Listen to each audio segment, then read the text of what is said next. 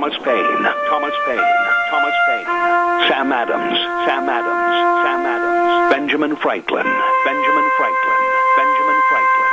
These men spoke up for what they thought was right. From their courage came such documents as the Declaration of Independence and the Constitution of the United States. From their willingness to speak what was sometimes unpopular but right, we enjoy such liberties as freedom of speech, the right to keep and bear arms, and freedom of religion. There are those who still wish to oppress our freedoms, and there are still patriots willing to stand up and defend life, liberty, and the pursuit of happiness. Men like Zeb Bell, who honor our founding fathers and what they stood for. It's now time for Zeb at the ranch, speaking up and defending your freedoms. Brought to you by Magic Valley Les Schwab Tire Centers and all of the other great advertisers on the program. And now, Zeb Bell. Tomorrow on Thanksgiving, it's a great day to get down on our knees and look up and say thank you, Lord. We all have so much to be thankful for. Happy Thanksgiving. God bless you, and right now here comes Kate Smith, and God bless America, followed by a Patriot with our Pledge of Allegiance the day before Thanksgiving. Good morning, good morning. Good morning, Zeb Bell, Zeb at the Ranch, and thank you for tuning in with our major sponsor, your Magic Valley Les Schwab Tire Centers, all 7 locations serving you, along with some of our great advertisers, including our friends at Western Way Services, always at your disposal. Call them at 734-6969. Right now, without further ado, let's go to the phone line. And Wheels, how are we coming in over there? It sounds different this morning, very kind of like it's talking into a tin can or something. How's it coming through? Over here, it sounds great. There's nothing really to complain about. There's just a little bit of fuzz, but nothing that would interfere with speaking or anything like that. All right, buddy. Let's get our Pledge of Allegiance on the air. Good morning. Good morning. Well, is this Abby? Yeah. How are you? Good, how are you? I am fantastic. Are you all ready for Thanksgiving tomorrow? Yeah. Oh, that a girl. Would you, like you do so well, give us the Pledge of Allegiance, please? I pledge allegiance to the flag of the United States of America and to the republic for which it stands, one nation under God, indivisible, with liberty and justice for all. Abby, thank you so much, and to you and your family, happy Thanksgiving. God bless you. Thank you so much. Thanks, Dad. All right, take care. That is a lovely, lovely little girl. She's not a little girl anymore. She's a young lady. And when she was real small, she started doing the pledge on this program. And now I think she told me the other day that she's in 7th going into 8th grade. My goodness sakes, I am getting old. Lovely young lady. Thank you very much. Time for the weather. And the weather brought to you by Cheney Flooring and Home Design. And, of course, they've got everything right there. Whatever you need to make your house a home, Cheney Flooring and Home Design, 1228 Oakley Avenue in Burley. Look for the blue door. Oh, my goodness sakes. You know, they have trees at the Festival of Trees in Burley and Rupert, and they're just all set for all the decorations for Christmas time. And they're going to have a girls' night out at Cheney Home Design, and that's going to be on December 9th at 6 p.m. The cost is only $12. My goodness, that's not much. And you can register online at CheneyHomeDesign.com. And you'll have a lot of fun down there at Cheney Flooring and Home Design in Burley. And right now, here's Gina with the weather. It's going to be kind of a nasty day out there as we move one day closer to Thanksgiving. We are going to be in a wind advisory this afternoon. Starting at 3 o'clock through 10 o'clock tonight, winds out of the southwest right around 20 miles an hour, gusts possible of 35 plus. Rain showers as well for today. That could equate to snow showers up in the higher elevations. High of 39 tonight, low of 26. Tomorrow, sunny skies, high of 44 with an overnight low of 27. Winds are going to be dying down as well.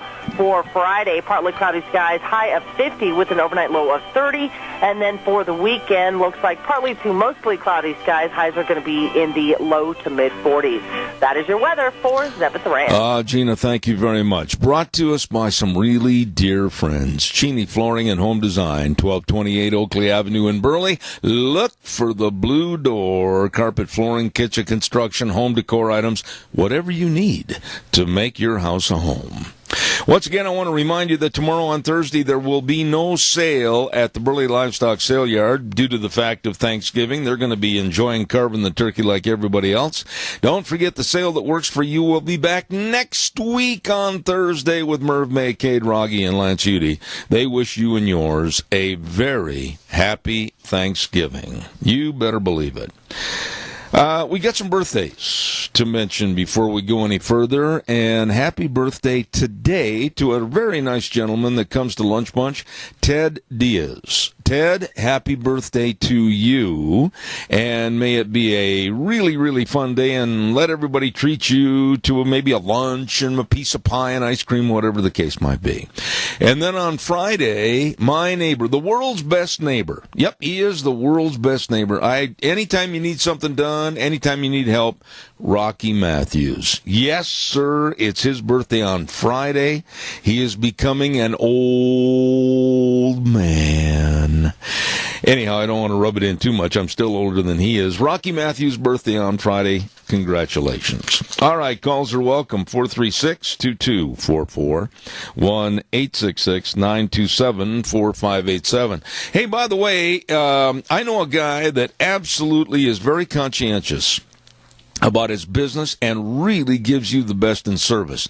If you need a shell for your camper, your pickup, and you want to make sure that the stuff you throw on the back of the bed's protected, hey, check on the new ARE shells or the used shells and lids over to Save On Shells, 1827 Overland in Burley. Anthony is just one of the nicest people in the world, and you're going to save a lot of money. And the service to you is outstanding. Call today at 312-1525. 312-1525. Anthony at Save On Shells, 1827 Overland in Burley, and he wishes you and yours a very happy Thanksgiving. There you go. All right, calls welcome, 436-2244, 1-866-927-4587. Busiest travel day of the year. Everybody is going over the river and through the woods by plane, train, or automobile. I love that movie, by the way. Plane, Trains, and Automobiles. Oh, I still think that's one of the funniest movies I've ever seen. And I wish you, if you are leaving today, let's say after work tonight or maybe at noon today, drive carefully. If you're flying, tell the pilot. Just enjoy the weekend and be back here safe and sound next week on Monday. Lots of good things going on this time of the year. Thanksgiving, and then that leads us into Christmas. And, of course, Thanksgiving, public holiday celebrated on the fourth Thursday in November. And proclamation way back in 1789 by George Washington. And it's been celebrated as a federal holiday every year since 1863. So carve the turkey, enjoy the family, enjoy the pie, enjoy the after effects of a great meal tomorrow on Thanksgiving Day. But give thanks for all you have. All right, calls are welcome, 436-2244, 1-866-927-4587. I'd like to hear from you, so give me a jingle.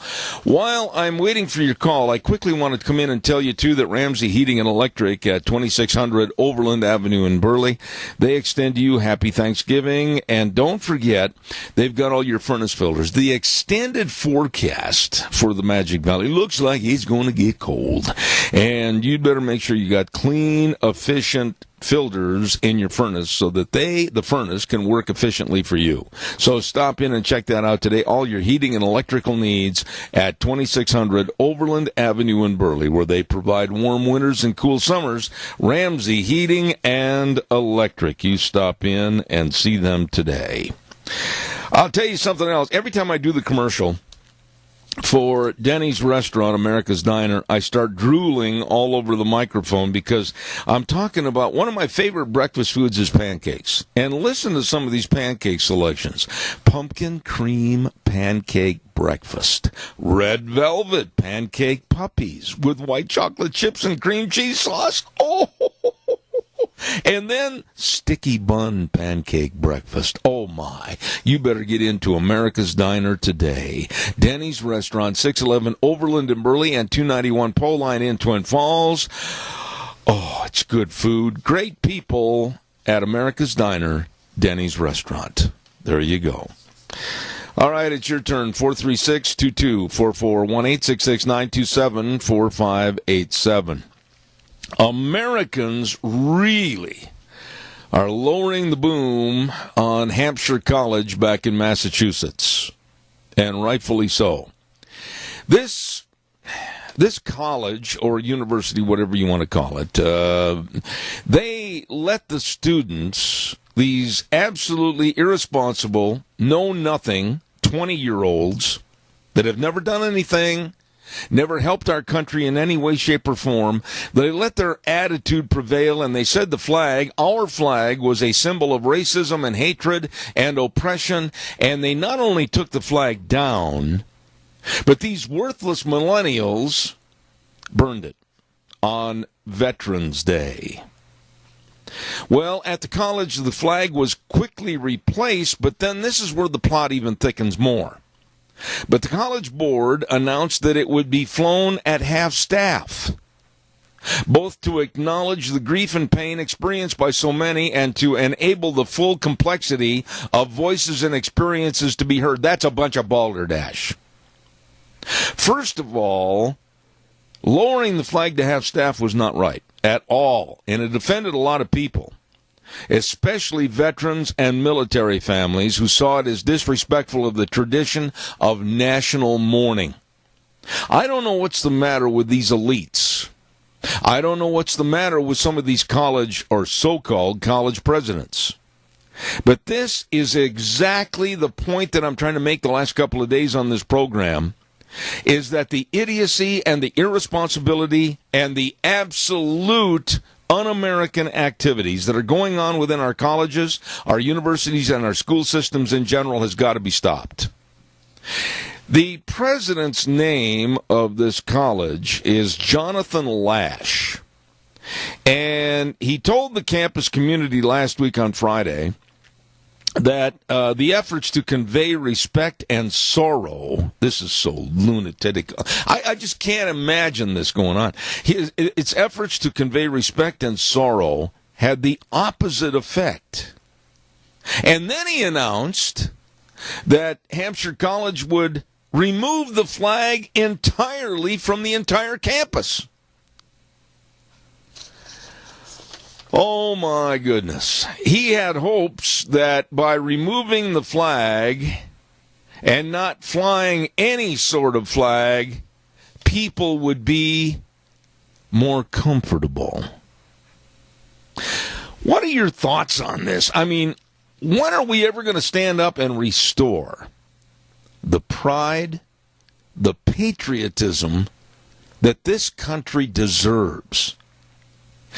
I've said this before on the radio, and I'm going to absolutely stand behind it. I wouldn't be anywhere close to what I am today or have achieved by today or anything else in any other country in the world. This great United States of America has afforded me the opportunity to go out and pursue my goals, pursue my dreams, and pursue success. Success is a word that can be measured and weighed in various degrees. But I have been extremely successful because I live in this United States of America. And I don't know about you. I don't know about your particular story. But I would dare say that most of the people listening to this program feel the same way. This is a land of opportunity. Still is. This is a land that we can do so much to fulfill our dreams, our hopes, and aspirations for our family and ourselves. And when people denigrate this great United States and disrespect the people that have given their ultimate, their lives, for this country so that we still have the freedoms, and then we have these punk kids, these snot-nosed kids, millennials, that have never had a job, never had any responsibility, like I've said before, never had to meet a payroll, etc., and they denounce, tear down, burn the flag, and stomp on it on Veterans Day? You'd better believe I am one teed-off fat little cowboy. Calls are welcome, 436-2244, 1-866-927-4587. I really would encourage you to give me a call. It'd make me feel nice, warm, and fuzzy the day before Thanksgiving, so call me. Burley Physical Therapy and Rehabilitation, 1263 Bennett Avenue, Suite 2 in Burley. Yeah, buddy. All the physical therapists headed up by Nick Greenwell. They know all the exercises. They know exactly what's going to work to help you get back to feeling and being you. That's right. You call for an appointment today at 678-1191. That number again, 678-1191. Burley Physical Therapy and Rehabilitation, absolutely the best, helping you get back to being you. Also want to say thank you very much to Barry Equipment and Rental. Oh, my goodness sakes. Happy Thanksgiving to those good folks. They have all the equipment that you need to get the job done right. And listen to this. I had a guy call me yesterday and say, are you serious that on any used rental Bobcat equipment, if you want to buy it, it's 0% interest on 48 months. Holy moly, you better get down there and check it out today. They've got all the equipment rentals. They've got all the retail equipment sales. They've got all the equipment to get the job done right. 3 locations, South Lincoln and Jerome, Addison Avenue West in Twin Falls, and 159 West Highway 30 in Burley. Barry Equipment and Rental. You get in there today. Where's my calls? 436-2244, 1-866-927-4587. But, you know, at this college, it's not the only place they're having problems with idiocy and incompetency of young people. Along with, Hampshire College, at Brown University, some of the students tore up and stomped on flags from an event honoring veterans last week, while others were trying to hurry and replace the flags and protect the flags. More of these absolute loonies tried to tear them down again and stomp on them again. At American University, the day after the election, students, poor baby Wawas, upset about Trump's victory, they burned the United States flag and shouted, I can't say the first word, white America. Basically, they shouted blank, white America. And 2 days after the election, an American flag in St. Mary's City was found shredded and flying at half-staff. And the college's Office of Public Safety determined that 2 St. Mary College of Maryland students were responsible. What's going on here?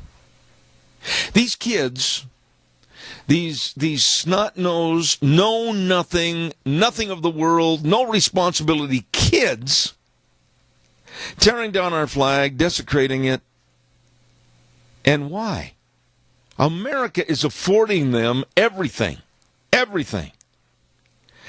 One of the comments that was made by this college president at the college we're talking about in Massachusetts, Hampshire College, said after the election, some students felt to feel that they were acutely and personally attacked because of the election outcome. What? The quote was, on campus we have seen numerous expressions of pain and fear and anger and vulnerability, understandable given news reports from around the country about acts of hostility. Oh, my goodness sakes. Poor babies grow up. Caller, good morning. You're on the air. Good morning, sir. Yes, sir.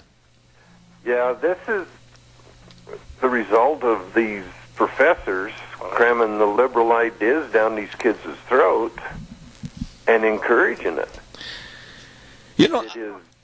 It's sad. But Doug, it's not even really a battle between liberal and conservative. It's simply a battle of common sense and respect. Well, when you cram down the throats of these kids that America's bad, America's done this, America's bad because they done that, America's bad because we killed all these Germans over there that were killing the Jews, and America's bad because of many things we've done. This is the results of what you're going to get. Okay, but now I can sit here on the radio and I can condemn these millennials, and I will continue to do so. But what is the answer? We've got to come up with something concrete. Now, I will say that in the 60s when I went to college, there was a lot of unrest about the Vietnam War, etc.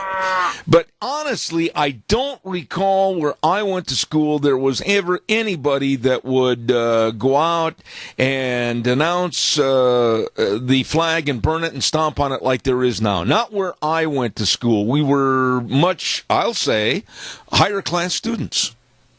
We were, but the ones that were protesting the war, the ones that, were protesting the government, peace, peace, peace, now they're the ones that are teaching these kids what they thought when they was that age, and it's just pushing it a little further down the road. I agree. I totally agree.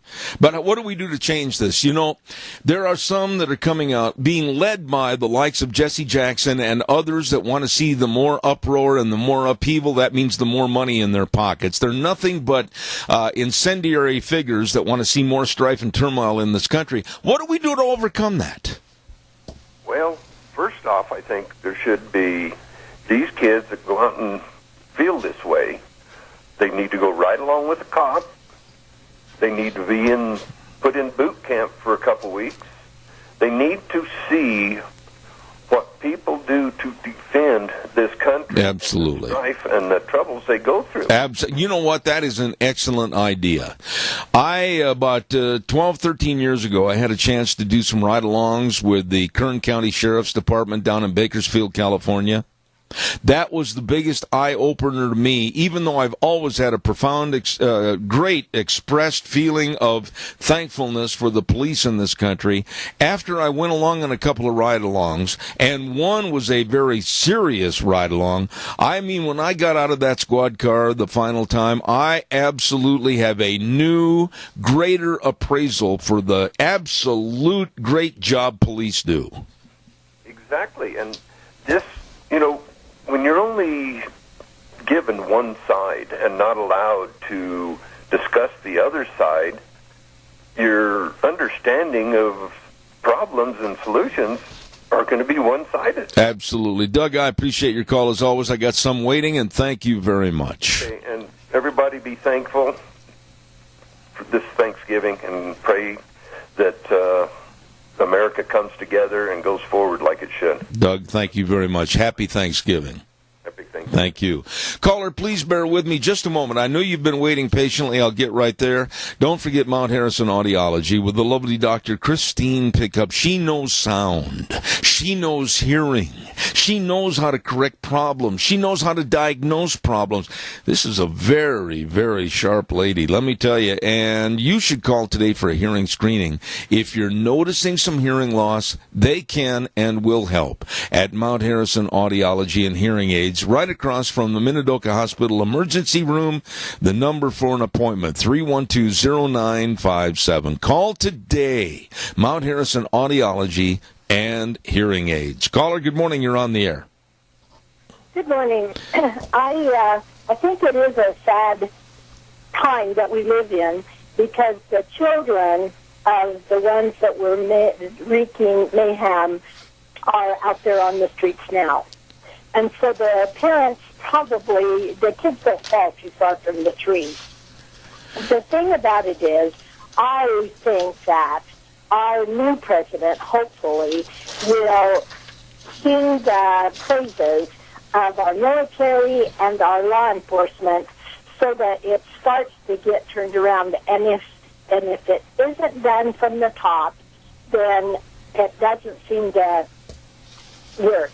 And then every family that's listening to this show, tell your children how important it is to obey the law, because those people are out there to protect us. Absolutely.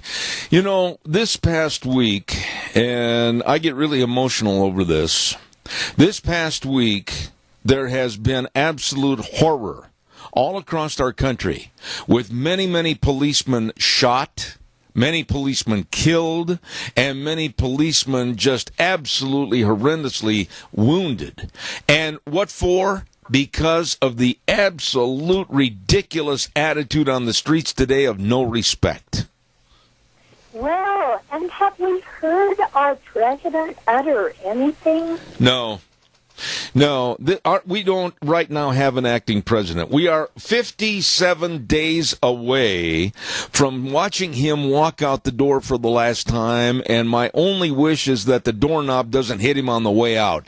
This man should have got on the television. He should have been on newscasts. He should have been issuing calm down respect orders over his office, the Oval Office. He hasn't done or said anything, and actually, I blame Obama as he being a leader in this incendiary attitude that's going on in our country.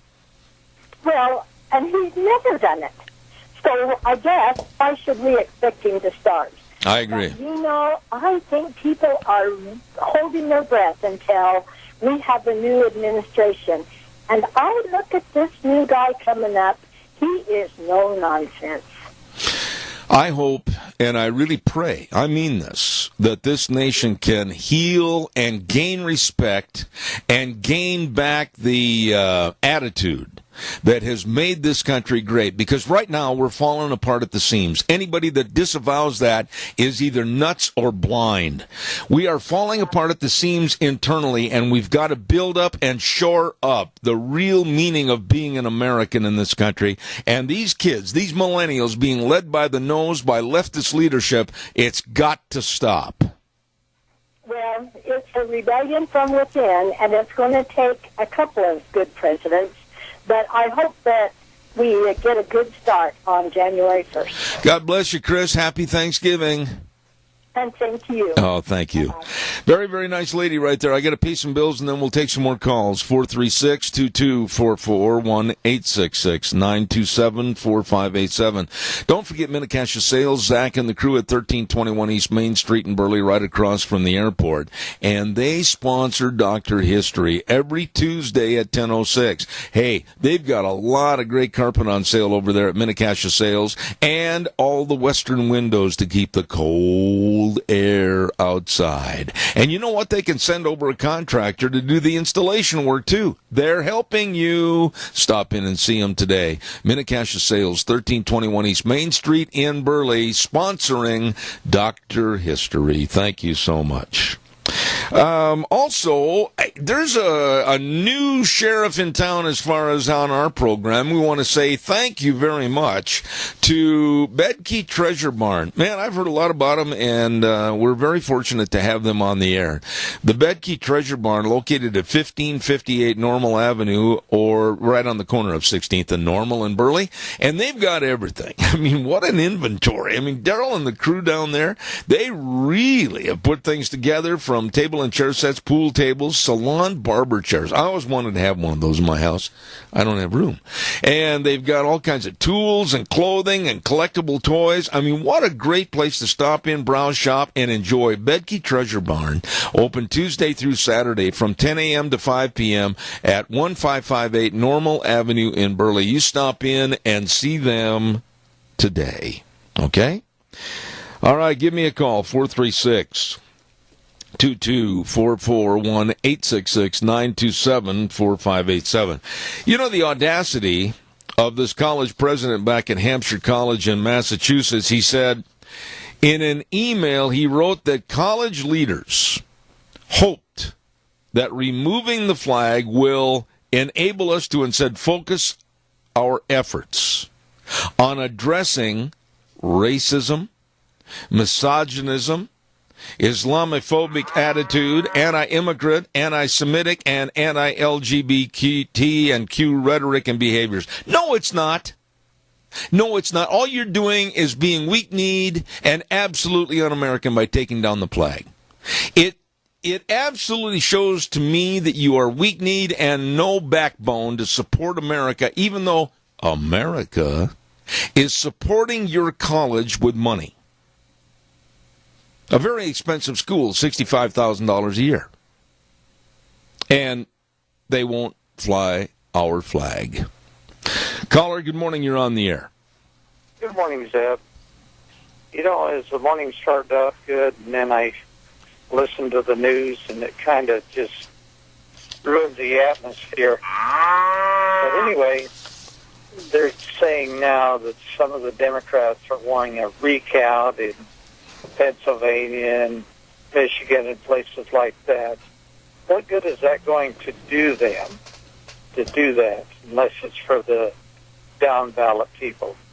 Well, I tell you what, all they're doing is creating strife. All they're doing is creating a hole-in-the-floor attitude to where they're hoping people start falling through. They're hoping that they gain something. This is nothing more than the liberal left trying to be very renegades. They're trying to be renegades in our society, and they're getting away with it. I term the liberal left as people that absolutely are sick.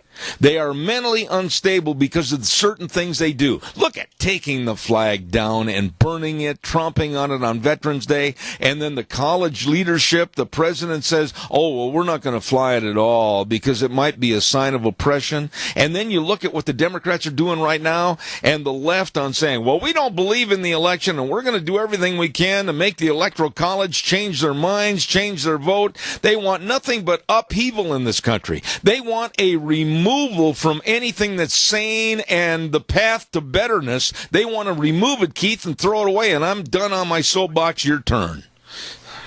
Yeah. And then another thing, President-elect Trump says he's going to just forgive Hillary, you know, and get on with things. I don't think he's saying that she shouldn't be investigated, because that's not going to be his job. Yeah, but wait a minute. His job is to run the country and let the FBI do their job in the Justice Department. So a lot of, and you know, Republicans are bucking against this because they said he broke another campaign promise. Well, I'll tell you what, he's got more fish to fry than that. The one thing I would say about Hillary Clinton, and I mean this, whether she was a Democrat, whether she's a libertarian, I don't care who she is. If somebody breaks the law, and there are and should be charges filed against them, I don't think any one person should have the right to relax or say no prosecution. The law is the law, and the law should be followed by the rights of an indictment and possible prosecution, and no one, Hillary Clinton or anybody else, is above the rule of law. That's absolutely true, but the point I'm trying to make is that the president has more pressing things to do than to talk about her every day. I agree with that. That's what the issue is. No, I totally agree with that. I think we've got a whole bunch of fish to fry, and you better start the fire. They're not carp either. Oh, please. Keith, God bless you. Thanks. Have a good day. Thank you. Ooh, carp. I grew up in the Midwest, and I remember one time they had carp at a fish fry. Ooh, baby, that's one reason why I hate fish. Don't forget Ark Animal Hospital at 750 21st Street in Hayburn. Oh, they have the warm hearts for the cold noses. Dr. Bill, Dr. Liz, the whole crew. Nice people. And you know, whether you got horses or cattle or a little bitty chihuahua, big or small, they love them all. And don't forget the location, 750 21st Street in Hayburn, and the number to call, 678-1177. Ark Animal Hospital, warm hearts for cold noses. Really nice people. And, well, I have just a moment quickly, and then we'll take some more phone calls. I want to remind you about my buddy Tim Vaughn. Hello, Tim Vaughn. How are you this morning at Streamline Precision? Oh, my goodness. Let me tell you something. Now is the time, dairymen, farmers, ranchers, business people, everything. If you're looking for a pre-engineered steel building to be put up on your property, or dairymen, you need feed lanes or mangers replaced, why don't you call them right now? I mean, this is absolutely the prime time to get them scheduled to work for you. December, January, February, March. Get everything ready for the spring, and you're off and running. You call Tim Vaughn today, 431-7314. Tim Vaughn, good old boy. He's the president of the Good Old Boys Club. Streamline Precision, serving you. Call today, 431-7314. Okay? Now it's your turn. Give me a call, 436-2244, 1-866-927-4587. I told you this was going to happen. Whoop, we'll get to that story in just a minute. Caller, good morning. You're on the air. Yes, good morning, Zeb. Hi, Tony. The left has seen to it that our school system has turned into a brainwashing institution, and this is where all the problem is today. The kids are coming out of school with the idea that socialism and communism is the way to go. Yep. That's what we're dealing with. Yep, absolutely. You know, years ago, we didn't have this kind of stuff. We didn't allow that kind of thing. Like the FBI went after them and put a stop to these organizations, but not today. You know, Tony, think back to when you were in high school, and it was not only allowed, it wasn't even thought of. We took pride in this great country. I remember when I was in elementary school, Curtis Mill Elementary, we stood up every morning and said the Pledge of Allegiance, and we even had a prayer. You know something, Tony? I long for the good old days. Well, I did, too. I spent 9 years in a Catholic school, and you talk about discipline. Yeah. And prayers and the Pledge of Allegiance every morning. Even when I went into high school. Yep. We had school teachers there that would take these kids that were rowdy and didn't want to understand what was going on. They put them in the back of the room, and they just told them, you just sit there and keep your mouth shut, or I'll come down there and shut it for you. This is the way it was when I was in school, but not today. I'm chuckling because I can remember many, many mornings when I thought that I would be a little feisty against my elementary teacher, Mrs. Kiltz. And Mrs. Kiltz was the fastest draw in the Midwest with a ruler, and I still bear the marks on my knuckles for thinking I was feisty when I should have kept my mouth shut. Well, we had one of the toughest nuns in history, and we used to call her the Black Mariah because the nuns always had these black outfits on. Yeah, right. And boy, well, I'm telling you, you'd never wanted to go see Sister Ricotta. No, I tell you what, we were. But you know something? In my case, I don't know how you feel, but in my case, my elementary teacher, Mrs. Kiltz, I loved that lady, and years afterwards, one time when Deanna and I flew back to see my folks, I made a special point of going to see my elementary school teacher. She lived in a rest home at that time, and I told her how much I loved her and cared for her because she was a great lady. Yep. One more little thing. If Hillary Clinton is let off the hook, I think all people that have done lesser crimes than she did should be let out of prison. Man, I don't even want to entertain that. Obama's really good at letting out really bad people. As a matter of fact, to this date, right now today, he's let out 123. I don't want to let anybody else out. Tony, God bless you, man. I got to get a weather forecast on.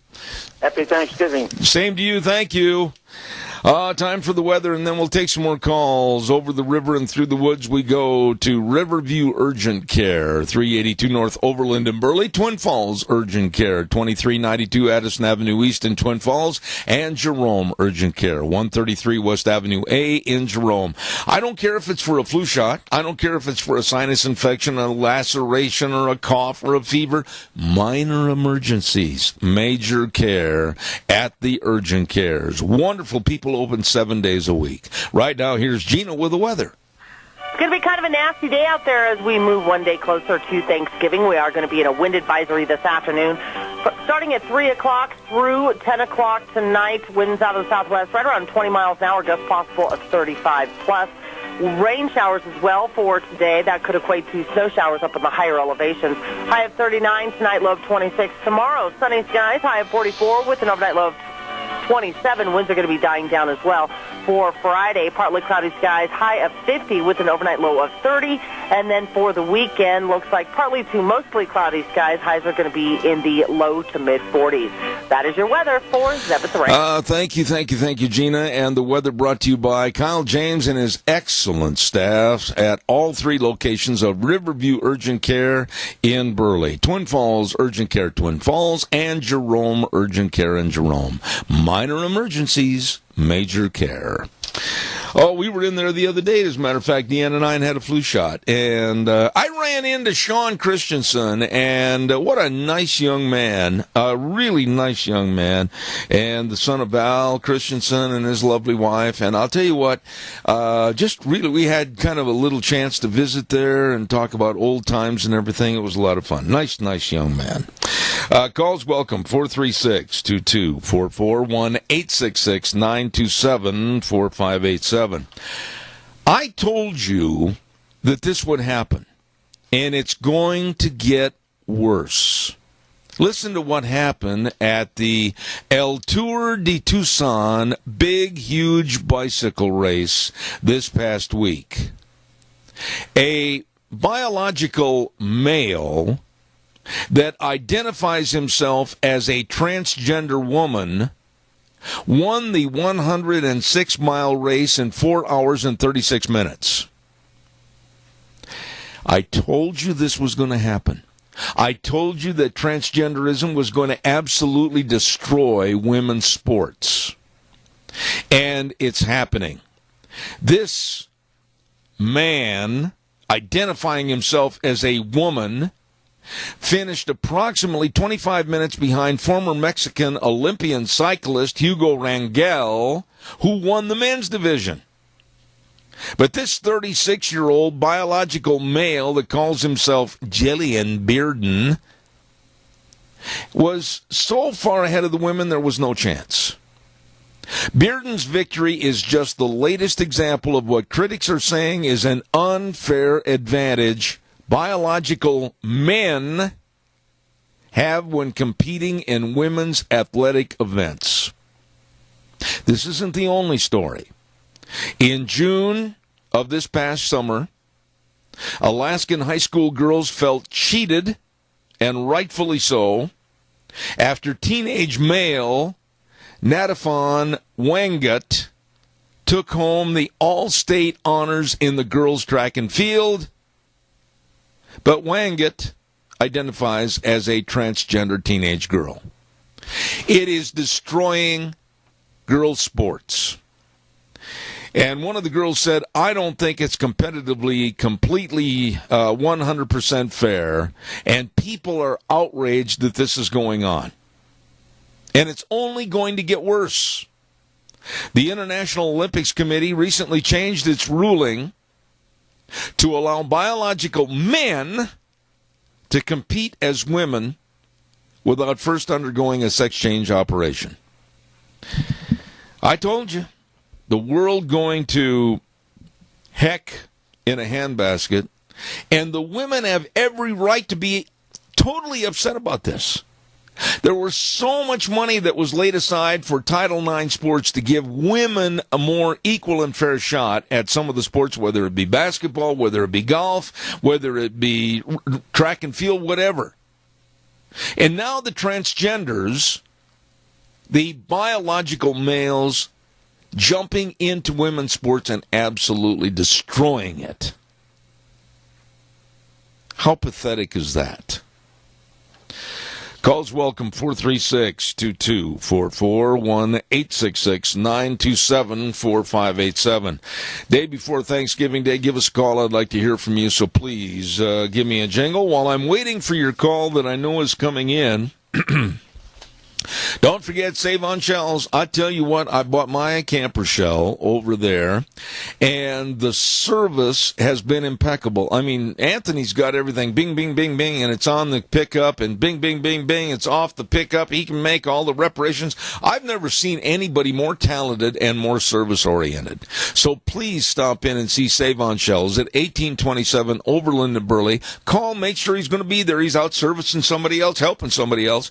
312-1525. Write that number down. Quality service and low prices on shells. They've got the new ARE shells and a lot of used shells. Look at the inventory. Holy cow.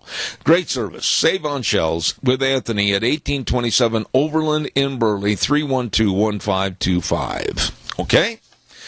Your turn, 436-2244, 1-866-927-4587. Now they've got, on the left, a guy that is up on charges for doing a lot of under-the-table financial dealings. Charlie Rangel, Democrat from New York. He's one of the Democrats now that's coming out and saying, oh, we've got to get rid of the Electoral College. Oh, we can't have that anymore. Why? It was unfair. See, they can't take a loss. They can't play by the rules. Caller, good morning. You're on the air. Well, good morning, Mr. Bell. Hi there. I know you're talking politics, but I just wanted to take a couple of seconds and tell you and your lovely bride and your family happy Thanksgiving. I hope you have a wonderful day, and the same to all your listeners. Everybody needs to take a step back and really be thankful for the things that we do have.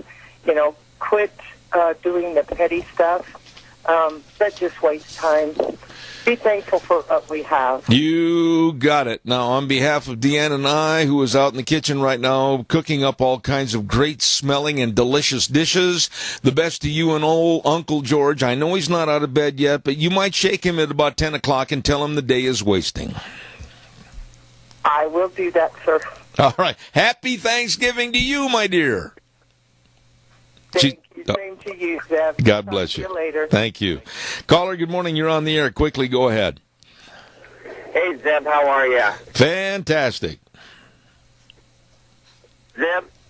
Yes, sir. I really think it's despicable about the women's sports thing. And, I mean, the whole Hillary thing, too. If Trump doesn't go after Hillary, and then it's obvious that Fix is in, and that he's one of them, because the crimes she has committed are so heinous. It isn't fair to the rest of the people. Well, wait a minute, though. Let's be really fair. Let's you and I be really fair. You said the crimes that she's committed. I think, honestly, that there should be all kinds of roll-up-your-sleeves investigatory work and make sure that if there are crimes committed, she is not above the law, the same as you or me or anybody else, and she should pay a restitution to society, our American society. But at the same time, it's not really Trump's job to be the investigator, the judge, jury, and executioner. I hope that the legal channels will go and investigate and make sure things have been kosher, and if not, go get her. Yeah, see, there's only one problem with that, and that's if he fixed the DOJ on her. Yeah. The DOJ is all part of the same thing. They're all crooked as crooked can be, too. Same with the CIA, the NSA, and it looks like some of the FBI on the higher ranks. And so if you remember that movie, The Untouchables, where Sean Connery, they want to get another recruit in, and they want to make sure he isn't crooked working for the mob. He said, where do you get one? Yeah. He said, you want a fresh apple, you pick it off the tree. And I think we just need to clean house in all these agencies and get people that, have vowed to uphold the Constitution and are going to put these people in prison that who haven't been following that and are crooked. I agree with a lot of house cleaning. I agree with you. I do honestly. I agree with you.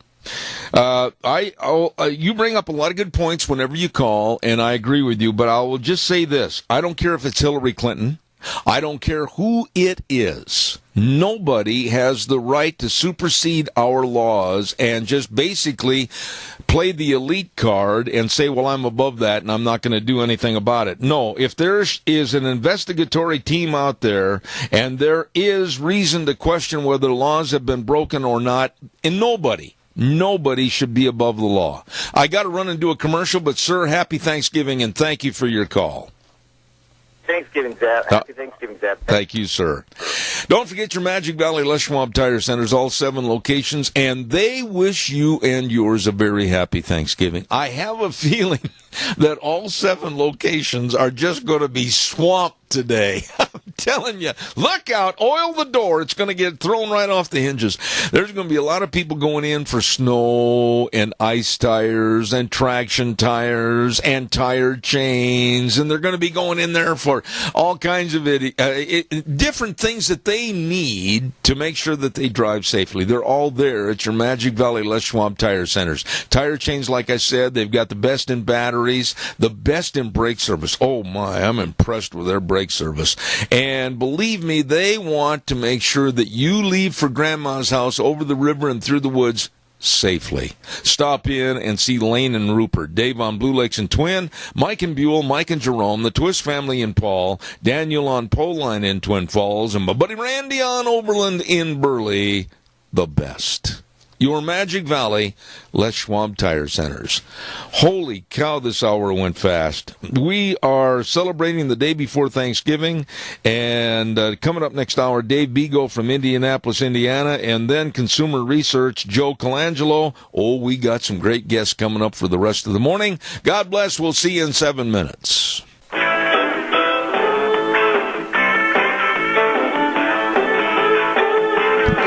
Well, good morning. Zeb at the Ranch. And I'm Zeb Bell with our major sponsor, your Magic Valley Les Schwab Tire Centers, all 7 locations serving you the day before Thanksgiving. And along with some of our great advertisers, Western Waste Services. From the canyons of the Snake River and all across southern Idaho, we're always at your disposal. Western Waste Services, we care about our community, our resources, and this great land. Western Waste Services is lending a hand, always at your disposal. Western Waste Services, and it's true, they are always at your disposal. Get on the route service, and then once a week they come by and get that garbage container. You can wave on the porch, goodbye to your garbage. It's gone. You betcha. They're so good, so efficient. Locally owned and operated Western Waste Services, always at your disposal. Call today, 734-6969. Also, don't forget, every morning at 8:06 when we start the program, we have our weather forecast. Great comprehensive weather forecast with Gina, and it's brought to you by Cheney Flooring and Home Design, 1228 Oakley Avenue in Burley. Look for that blue door. Whatever you need to make your house a home. Oh boy, I can imagine they're all geared up for Christmas. You stop in and see them. Cheney Flooring and Home Design. And don't want to let you forget this, that all this week I've been telling you about what's going on at Quality's Electronics at 1730 Kimberly Road in Twin Falls. Holy cow, you don't have to wait for Black Friday to get all the low prices. Listen to this, a crazy low price like a Samsung 32-inch smart TV. Just $149. Holy buckets. And listen to this. You'll save $120 on this LG 55-inch smart TV, now only $479. What are you waiting for? Saddle the horse right in now. At Quality's Electronics, you better believe it, 1730 Kimberly Road in Twin Falls. Right now, we're going to be visiting with a very, very dear friend, and I'm going to tell him to keep watching his door to be opened by FedEx or UPS, because I owe him, I don't know how many bets I've lost, but he has been the victor, and he's got a gift coming. Here's the great author and spokesman for Business in America, Dave Bego. Good morning. Good morning, Zeb, and happy Thanksgiving to you and all your listeners out there. Well, Mr. Bego, what are you going to do on Thanksgiving? Are you the head chief turkey carver? trust me, they would not want me to carve the turkey because it would be a mess. And we're actually, I'll tell you a quick story, Zeb, where we actually don't get together on Thanksgiving Day. And I was telling your guy Damon about this. Fortunately, my mom passed away on Thanksgiving Day, and tomorrow will be the 26th anniversary of her passing. And so we kind of have a quiet day, everybody themselves, and the family gets together on Friday, and our kids and grandkids, and my dad and his wife will be at our house celebrating Thanksgiving. I understand, and I absolutely respect that. I, in turn, am going to have all of my family walking through the door here in about another hour and a half, and we celebrate the day before because Jake's a fireman, and because the family's kind of going in different directions, we can't get together on Thanksgiving. So I understand, and I want to say to you and your family, for all your kindness to this program, happy Thanksgiving. Thank you. Well, I appreciate that. And I just want to throw something out to people to be careful about. If you're a smoker, that's what killed my mom. I mean, she overindulged. Back then, she was 59 years old when she died, Zeb. She smoked 3 packs of Camels a day. Oh, my goodness. Wow. Well, just again, I absolutely respect the way that your family and you honor her and Thanksgiving. Thank you, Dave. I appreciate that. Thank you. I appreciate it. You sent me a email that I'd like you to kind of explain to my audience about what's going on with Trump, his administration, the protests, the left-wing nuts that are coming out of the woodwork to disavow the election, etc. Go ahead and take it from there. What are your thoughts? Well, here's the thing: is Zeb, the left wing is It's comprised of a lot of different groups like Soros and his groups, MoveOn.org, and and of course the SEIU and the unions and that.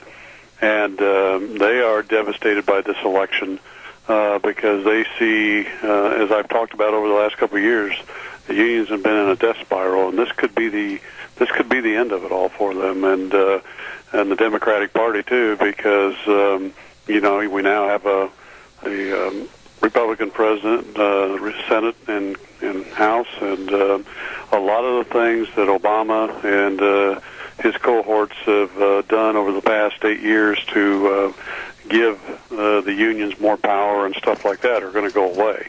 And they don't like this. And so that's why they're out there. Soros and his people are paying people behind the scenes to go out and do these things. And I have actually talked to a couple SEIU members, and they said that the SEIU is doing the same thing. And we're going to continue to see this, and I think it's going to get uglier and uglier. And I am concerned about what's going to happen in the days leading up to the inauguration. I agree with you. I would tell you if I didn't agree with you. I'm very honest about that. But, Dave, I totally agree with everything you said. And I'll throw one other little fly into the milk here. Yesterday, I had an occasion to talk to a very dear friend of mine back in Washington, D.C., that works directly with political outlets of information. I mean, he's one of the chief people. And he told me in basically a warning that we ain't seen nothing yet. Those are the words that he used, because the left is absolutely not going to abide by any ruling, any election. And he told me that there's going to be a lot of arm twisting behind the scenes before the Electoral College comes out with a finalization on that vote. I'm a little bit worried. What are your thoughts? Well, I am, Zeb. I think there's going to be intimidation behind the scenes, and it's more than arm twisting. It's they get in your face and threaten you and threaten your family and whatever else you do. And, just like the SEIU did against me. Again, I have to tell people, if you read my book, the tactics that the SEIU use against me, this is consistent across all the far left and what they're trying to do to this country. And to them, it isn't about working together and negotiating and trying to do the right things. It's their way or the highway, and they're bound and determined that they're going to use their tactics to change this election and change America, because they want us to become a socialistic society where they're in control. And people need to wake up. This is not rocket science. You know, Dave, I'm almost hesitant to say this, but you and I have talked about it privately on telephone calls, etc., but I see a storm cloud coming in that might provide all the necessary ingredients for anarchy.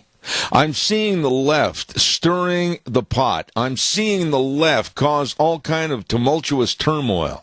I'm seeing all of this to the point where all of a sudden the current president, Barack Obama, with 56 days left in office, could absolutely step in with a martial law type atmosphere. Maybe I'm being an extreme right-winger. Tell me if I'm wrong, but I'm seeing signs of anarchy that could just blow this country right apart. No, Zeb, and as you know, I've talked about this and I've written blogs about this. This is the Cloward and Piven philosophy. They wrote back in the late 60s, the husband and wife team from Columbia University, where Obama supposedly went. Nobody can prove it, I don't think. But, basically you do all things to bring down America, high debt, high entitlement welfare programs, gun laws, the racial divide, other divide in the country, Common Core, nationalized health care, all this stuff that they've been doing, and they're going to, continue to really trumpet this stuff and push this stuff, I think, so that they can declare martial law and take over this country. And I think America needs to wake up, that these people are desperate. They're looking at the end of, the unions are looking at the end of unions the way we know them, and the Democratic Party is looking at maybe the end of the Democratic Party, and desperate people do desperate things. Absolutely well stated. Dave, I know that you know Mike Pence. You know him personally. And when I heard about what happened to him and his family attending the Broadway play Hamilton, to give my audience a kind of a review of what happened, after the play was over, the entire cast stepped forward, center stage, and denounced and belittled Mike Pence, and basically gave him a sermon as to how he and Trump should act and what they should do, and they should be apologetic and everything. I was never more infuriated against the left and people that consider themselves elitist. That's why I've got a profound disdain for anybody that thinks they're better than somebody else. What are your thoughts about what happened to Mike Pence? Well, again, it's just another one of the tactics they're using, and it's intimidation tactics again. And people have to understand that. So that's what this is all about, that they intimidate you into backing down. And I like Mike Pence. I've told you that. He's a good guy. Mike tends to be, he just kind of shrugs that stuff off and goes on, which is good in one respect. The other respect, so sometimes I would like to see him stand up and challenge these people, because we need people in Washington that have a backbone. I agree with that. Now, being the president-elect, Donald Trump, I was a little bit more than irked the last couple of days, 48 hours, when I've heard that maybe Trump might let Hillary go. Maybe he might pardon her for any preemptive transgressions that might be an indictment against her. Right there, I'm going to say, wait a minute, Donald, that's not yours to decide. Let's let the courts, let's let the judicial system, let's let everybody that is in the investigatory process make that decision as to whether she should be prosecuted or not. I don't want a carte blanche excuse or forgiveness of her. What are your thoughts? Well, I agree with you, and I really don't think that's what his aim is. I think what it is more is, from what I'm understanding, a little behind the scenes, is that he's not going to go after her personally in that. He's going to let the Department of Justice and that, go through the things that have been out there with the FBI and reinvestigate it, and I think he'll kind of push that from behind the scenes and let them handle that, because he's going to have his hands full, especially the first year, trying to get things done, and it's going to be tough, and he's going to have to rely on some other departments to do that. Has there been any appointment, if you will, to the cabinet of any of the categories that have been filled so far? Have they surprised you? Are you happy about them, or are you feeling negativity? What are your thoughts? I think so far, from what I've seen, they've been okay. And he's looking at strong people for the military, and that the thing with Mitt Romney is Secretary of State. I'm kind of in between on that. In one respect, I know Romney is the type that he wouldn't back down as long as he would find a way to get together with Trump and make this a united effort. I do like Giuliani. I think he would be good at it. I'm not sure that Giuliani wants to travel around the country and do all this stuff, though. I would rather, and I mean this, I've studied it quite a bit, I would much rather, because of his experience and his expertise with security, because Giuliani has been in the security business for the last 14 and a half years, I would much rather see him have the appointment of the head of Homeland Security. Your thoughts on that?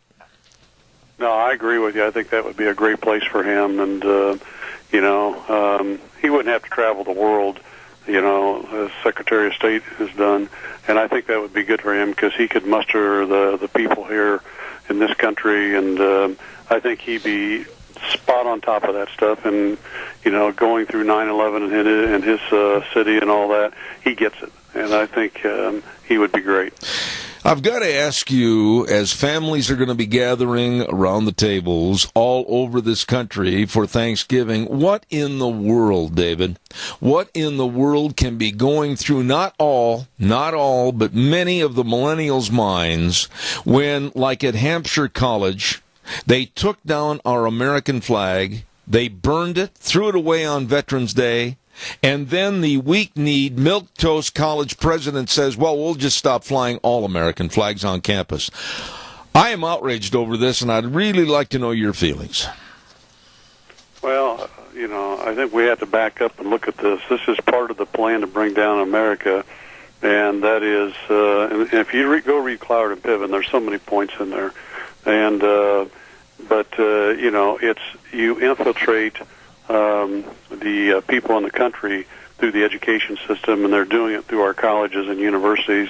If you look at these people that are in there, a big percentage of them are very liberal. They don't agree with America and our policies and stuff like that. And, they're brainwashing these kids that are in school. And we don't need that in this country. We need people in there that are, teaching what our country's all about, how we got to where we are through hard work and perseverance and doing the right things and that stuff, and instead of all this other stuff that they promote and plant in these kids' minds. And, I think we have to stand up to it, and that's one of the things that Trump and his administration are going to have to do, is stand up to this, and we're going to have to look at, our education system and how we support it in the future, because, the government has used it, especially the Democratic side and the far left, to put people like this in there. Absolutely. I want to go back to business a little bit in the last couple of minutes of our program and talk to you about the Department of Labor overtime rules and the regulations. Go through that a little bit and give us your feelings on that ruling, if you will. Well, this is another regulation that, the Obama administration was trying to throw into place on the overtime rule that would, right now people that are paid a salary are not paid overtime, and it's based on about $24,000 a year. That would be lifted up to about almost $48,000 a year. So a bit small businesses and that would have to pay people that were under that $48,000 level overtime and all that, which is going to put, it's kind of like raising the minimum wage across the country. It's going to put businesses and small business, which drives this country, into some really tough situations. And it's going to increase the cost of goods and services across this country and that. And this is all designed, and people need to understand this is all designed not for the people. It sounds good. It sounds, oh, yeah, we're going to help these people make more money. What it's all designed for is to get these people's votes and their support in the leftist agenda. One final thought, as I've said... And by the way, it was overturned. It's supposed to go in December 1st, and it's now been pushed off. It'll be interesting if the Department of Labor with Obama try and, go after it here in the next week. Absolutely. One final thought this morning, Dave, and this really means a lot to me. The people that work and serve us daily, putting their lives on the line, our policemen, our firemen, our military, and over the last week, there's been just pure horror going on all across our country with the blatant shootings and killings of our policemen. Our society is unraveling, and where is Obama, the acting now current president? He has never come out and asked for calm or common sense. What's the matter with this man? Zeb, it all goes back, and I know I sound like a broken record, but this all goes back to what I've been preaching, is that this is all part of the plan to bring down America, by dividing us. And by going out and, have people go after all law enforcement officers and the protest and everything else. He's just trying to divide us across the country and bring us down. And this is all part of their plan. Obama wants this. This is part of what he is. He said something the other day, and we'll wrap up with this, but I'm sure you saw that newscast, where he intimated that he's always going to be there or somewhere to chew on or reprimand Donald Trump in his presidency. That really bothered me. This man's not going away. No, and, hopefully, we get through the electoral process, and that goes the way it should go, and the presidency for Trump is upheld, and we get to inauguration, it goes well, and he's installed as our president, which I am concerned about both of those, that once we get past this, that, Obama is going to, and his group is going to continue to come after him, but I think we have a guy in the White House that he won't put up with it, and I think it'd be an interesting fight. On a lighter note, I must confess that I have chastised and sometimes kidded you severely about your teams back in Indianapolis that are not faring well. However, I bare my chest this morning and say to you, the Packers are done for in 2016. I submit to you an apology for being with such a braggadocio attitude, because they have fallen. Yeah, it's sad to see, because I was always a Packers fan before the Colts moved to Indianapolis, and I hate to see it. But on the high note, the Colts have come back here lately, and they play tomorrow night on Thanksgiving night against the Pittsburgh Steelers. So I'm hoping we have a big win, and we move up to the top of our division. Be aware and be informed that yours truly, thanks to my dear friend Dave Bigos, sending me a Colts jersey. I will wear it proudly tomorrow evening. Well, thank you, because we're all around here. In fact, in the office today, all of us have Colts apparel on today, and we'll have it all on tomorrow, too. May I extend to you and your family the very best of blessings and wishes and prayers for a wonderful weekend, and I'll look forward to having you back on next week. Dave Bigo, thank you so much. Well, thanks, and the same to you and your family, Zeb. All right, take care, my friend. God bless. I think a lot of that man, and I appreciate his friendship. He's a great author with a couple of books, The Devil at My Doorstep, The Devil at Our Doorstep, blog writer, and an extremely successful businessman in Indianapolis, Indiana. Thank you, Dave Bigo. By the way, don't forget, join us all for an old-fashioned Christmas at Denny's Restaurant, America's Diner. This is going to be on Thursday, December 15th from 8:06 in the morning to 11. I'll be broadcasting there live. We're going to have some wonderful, wonderful carolers from Oakley High School. Great food, prizes. It's Christmas the way it should be at Denny's Restaurant, America's Diner on December 15th. Do not forget that, and please be there. Also reminding you and thanking these wonderful people for all they do in the community. Hanson Mortuary, 710 6th Street in Rupert, with the manager, Joel Heward, his family, and his staff. Joel always with a smile on his face, one of the nicest, friendliest people you'd ever want to meet and work with. And they can help you with all the arrangements when there's the passing of a loved one. Always remember this, upholding the highest ethical standards with unquestioned integrity. They're there to serve you, and they can travel to the rural towns and churches too. Give them a call. 436-5636. That number again, 436-5636. Hanson Mortuary in Rupert. Really nice people. Oh, my goodness, what else have we got? We've got Joe Colangelo coming up in just a minute, and before we get him on the air, I want to remind you about Cameron and Siemens Insurance. They wish you a happy Thanksgiving. They've got all the life insurance, health insurance, retirement planning, and employee benefits information for you. All you have to do, it's so simple. Make an appointment. Call them at 436-4424. We were over there the other day. As a matter of fact, as I'm choking on a glass of water that I just had a drink out of, excuse me. Cameron and Siemens Insurance, Highway 24 in Rupert. Very accessible and devoted to serving you. Cameron and Siemens Insurance, Highway 24 in Rupert. Oh, and don't let me forget this quickly. You need to get into Let's Ride, 270 Highway 24 between Rupert and the World. They've got brand new snow machines over there. Oh, my goodness, new snow machines are coming in every day to the store. And timber sleds. I did not know what a timber sled was until Nick explained it with a picture and a kind of a very explanatory system. A timber sled system is a snow bike conversion kit that allows you to convert your bike from dirt to snow and back again. I didn't know that. And boy, does that sound like fun. They've got all the things over there where the fun is sold. Great accessories, fantastic service department. Get in there today. Let's Ride. 270 Highway 24 between Rupert and the World, where the fun is sold. Well, let's say good morning right now to a gentleman from Consumer Research, Joe Colangelo. Happy Thanksgiving, Joe. Happy Thanksgiving, Zeb. Good to be back. Joe, where are you at right now? What part of the United States?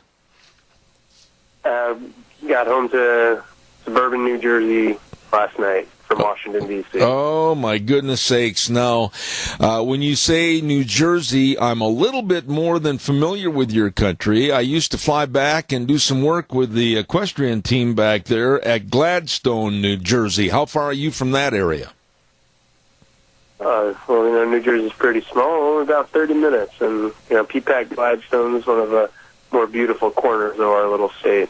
I've often wondered, Joe, how we ever won the Revolutionary War with all those doggone trees back in your country. How could you ever shoot anybody? Yeah, that's right. We're our own little Ardennes forest. That's exactly right. Hey, on behalf of Consumer Research, you conduct a bunch of surveys and studies and everything else.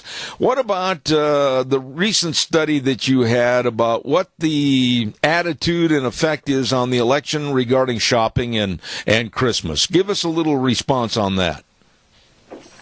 Absolutely. So every year, I've been on your show a couple times, and it's usually talking about government overreach or CSPB regulations that are going to hurt consumers, or net neutrality and how that's attacking private businesses. But we've got some good news here. We've got our holiday survey, and we do this every year to say, hey, what are you most excited about this holiday season? Is it, getting expensive store-bought gifts, or is it,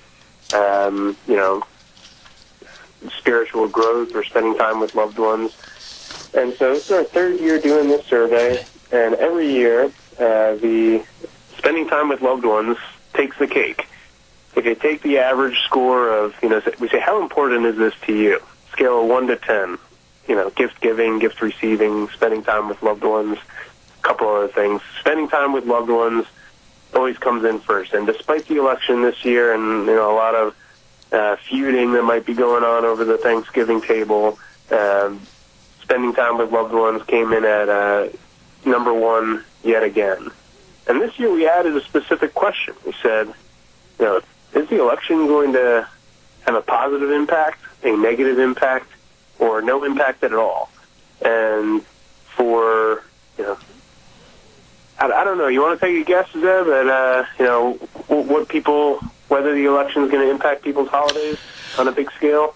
I'm going to take a stab at this. I know in my particular case, I'm just referring to my wife and myself, the election having any effect on our holidays or our celebration or our Christmas shopping, I'm going to say is very minimal, because it's not going to change my attitude towards the holidays. My faith is not going to change in the reason for the season. I'm going to say very minimal. Then you're like 70% of Americans said, where however they're feeling about the outcome of this election, they're not. It doesn't even register on that scale of the things that are important to them. That they celebrate over this holiday season. So about 15% of people said, "Hey, it would actually boost my feelings of merriment over the holiday," and about 16% of people said it's going to make my holidays worse. And so, but for the vast majority of Americans, they really don't care. They're going to go about their holiday business. They're going to spend time with loved ones, cook their meals, and whatever disagreements they have with the people that they're spending time with, that's not really going to affect what they're getting out of this season. Well, Joe, that's some good news. Joe, let me ask you this in regards to that survey. For the ones that you talked about that felt a lot of negativity and, oh my, the sky is falling, Trump won, poor Hillary. I mean, why is it so disruptive to their lives? Did they ever give any explanations? No, it's one of these things where we have to assume that, we have to make a couple of assumptions here, that these are probably the voters, right? When you look at the actual voting population, only about half turned out to vote. And so there's probably a lot of overlap between the people who have a negative effect and the people who voted. And, at the end of the day, it seems as though this time there's a lot more fear amongst people. And we talked about this the last time I came on. People are living in their own little bubble these days. Yeah.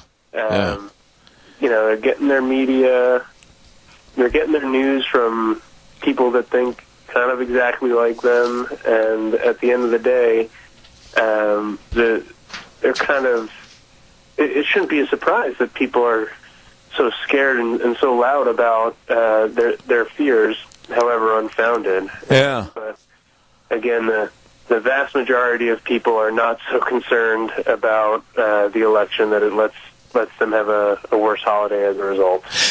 Joe, I'm not trying to minimize anything that you do. Please don't take this the wrong way with consumer research. But what good does a survey like this do, or what good does it tell us? Right. So normally I just say, it helps us learn that we feel a lot of pressure to buy the perfect gift or to spend maybe a little bit more money than we should.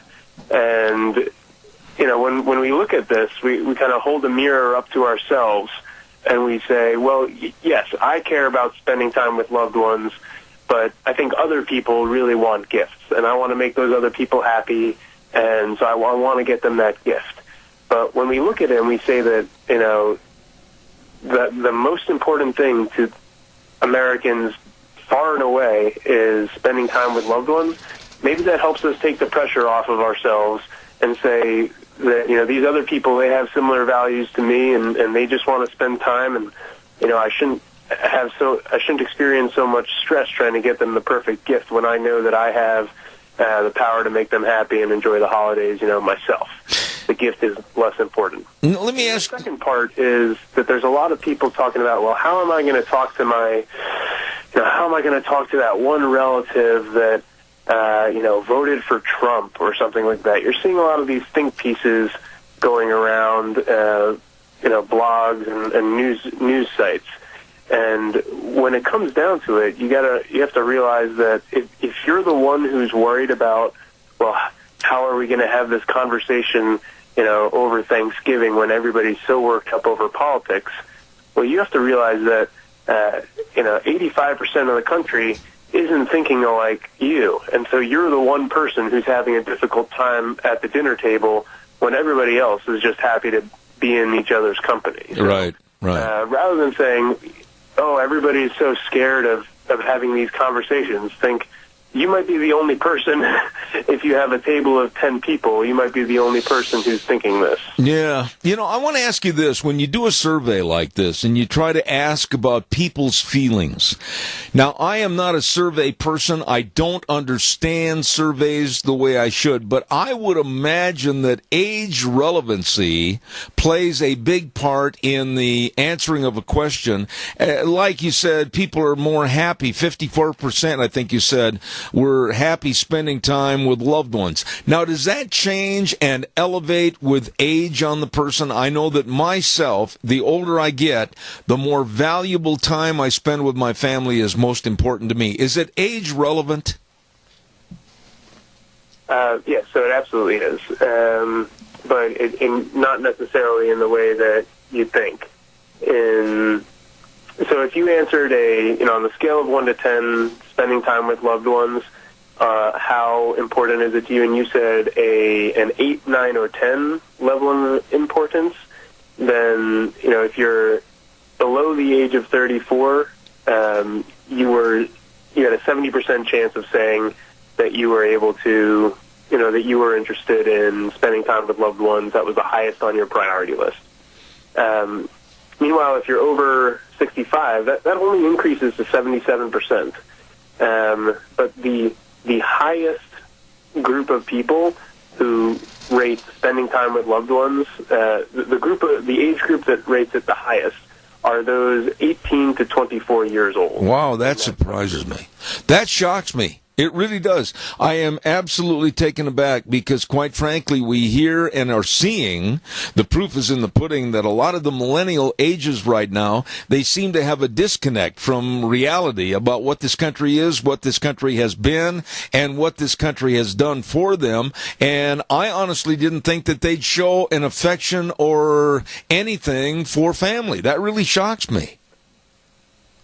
It is, maybe we're getting into the post-millennials here, Zeb. I don't think we have a name for them yet. I'm sure somebody does, but, it's very possible that we're every generation's a reaction to the one that preceded it. And if there's one thing that people can rebel against, it's selfies.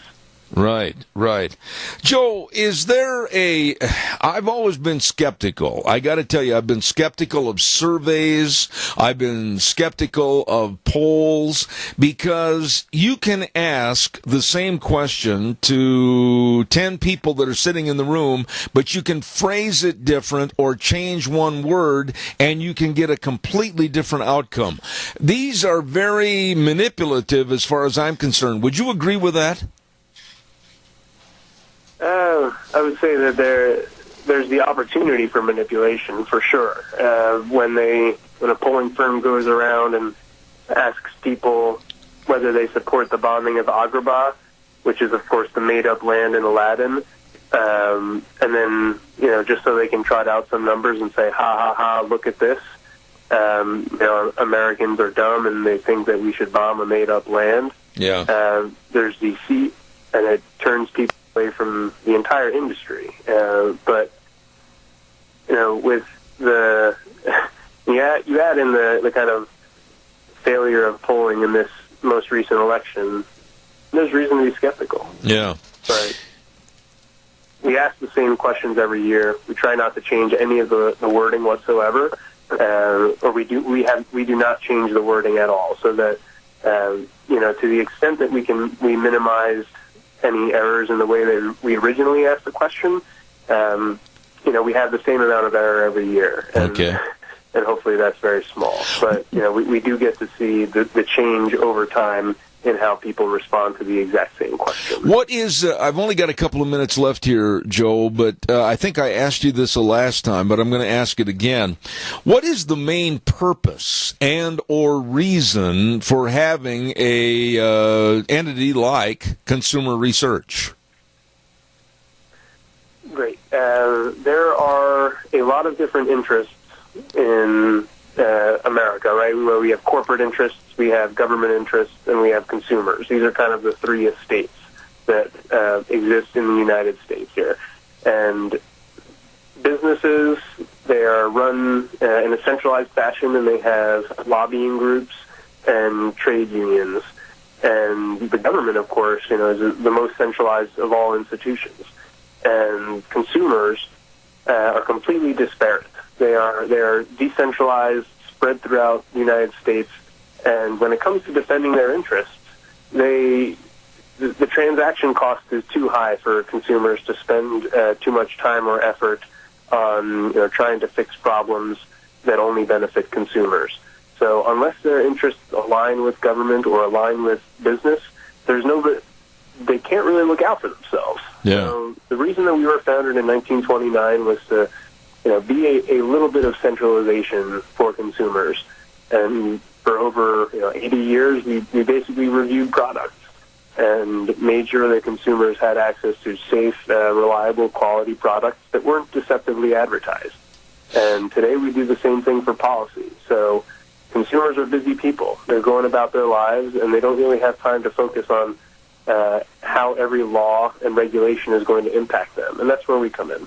Do you, on behalf of Consumer Research, publish a magazine, a weekly, some kind of an advertisement that says what you're checking into or what you're investigating? I mean, how do people find out more about what your organization does for them? Well, please check out our website. We publish updates every single day at consumersresearch.org, and we're on Twitter at consumersfirst. Okay. Joe, I really appreciate your being on the program this morning, and I want to tell you, you've always been a good guy, a straight-up guy when it comes to giving information, and I wish you a very happy Thanksgiving and come back again in the near future. Thank you very much. Thank you, Zed. Have a great day. God bless. Thank you. Joe Colangelo with Consumers Research, a protection device for you and for me. It's time for the weather. Yes, sirree, Bobby. And I want to remind you about our friends that are sponsoring the weather right now. And that's Pope Phillips, Oaks, Goodwin, and Company CPAs. Great time to be thinking about year-end tax planning, especially the 1099s that need to be sent out in January. Don't forget that, business people. And our thanks to Curtis Pope, Todd Phillips, Rob Oaks, Mitch Goodwin, Lyden Crane. These are really great professional people working with Pope Phillips, Oaks, Goodwin, and Company, serving you with the best in tax return preparation, business consulting, bookkeeping services, payroll services, retirement planning. The list goes on and on. 2 locations, 1710 Overland in Burley and 625th Street in Rupert. You get a hold of them today. Pope Phillips, Oaks, Goodwin, and Company CPAs. And right now, here's Gina with the weather. It's going to be kind of a nasty day out there as we move one day closer to Thanksgiving. We are going to be in a wind advisory this afternoon. Starting at 3 o'clock through 10 o'clock tonight, winds out of the southwest, right around 20 miles an hour, gusts possible of 35 plus. Rain showers as well for today. That could equate to snow showers up in the higher elevations. High of 39 tonight, low of 26. Tomorrow, sunny skies, high of 44 with an overnight low of 27. Winds are going to be dying down as well. For Friday, partly cloudy skies, high of 50 with an overnight low of 30. And then for the weekend, looks like partly to mostly cloudy skies. Highs are going to be in the low to mid 40s. That is your weather for Zeb at the Range. Thank you, Gina, and brought to you by the best. They really work for you. The professionals at Pope Phillips, Oaks, Goodwin, and Company CPAs. Be sure and get a hold of them today in Burley and Rupert. I want to urge you to remember that next half hour, starting at 10:06, I am going to have back on my program Dr. Alvin Schmidt from back in Illinois. This man has been an outspoken critic, and very rightfully so. He's very knowledgeable about the problems with the Muslim infiltration into this country, our United States of America. And we're going to have him back talking about that and talking about Christmas season. And we're going to be also talking about a lot of things political this next half hour with Dr. Schmidt. He is a well-reviewed revered, well-respected gentleman, and I appreciate him very much. Then, at 10:30, we're going to have Caleb Trotter on with the Pacific Legal Foundation. Another story you're just not going to believe. So stay tuned for that coming up this next hour. Don't forget, too, as I scan my list of things that I haven't done for this half hour, calls are welcome at 436-2244, 1-866-927-4587. Don't forget Streamline Precision. And they wish you and yours a very, very happy Thanksgiving. Tim and the rest of the crew, I'm telling you, at Streamline Precision now, right now, pick up the phone, call 431-7314. That's Tim Vaughn's number. And explain to him what you're looking for on your dairy, your farm, your ranch, your business. Maybe you need a new steel building. Maybe the dairy needs new feed lanes or new feed pens, gates, shade covers, whatever. Maybe they, right now, can get it scheduled to get it done in time for you to start off the new year. You'd better call today. Absolutely. 431-7314. Tim Vaughn, great company, working for you. Streamline Precision. You get a hold of them right now. All right, calls are welcome. 436-2244, 1-866-927-4587. Give us a call as we look outside, getting cloudier and cloudier. Looks like we're going to get some of that bad weather that they've been calling for.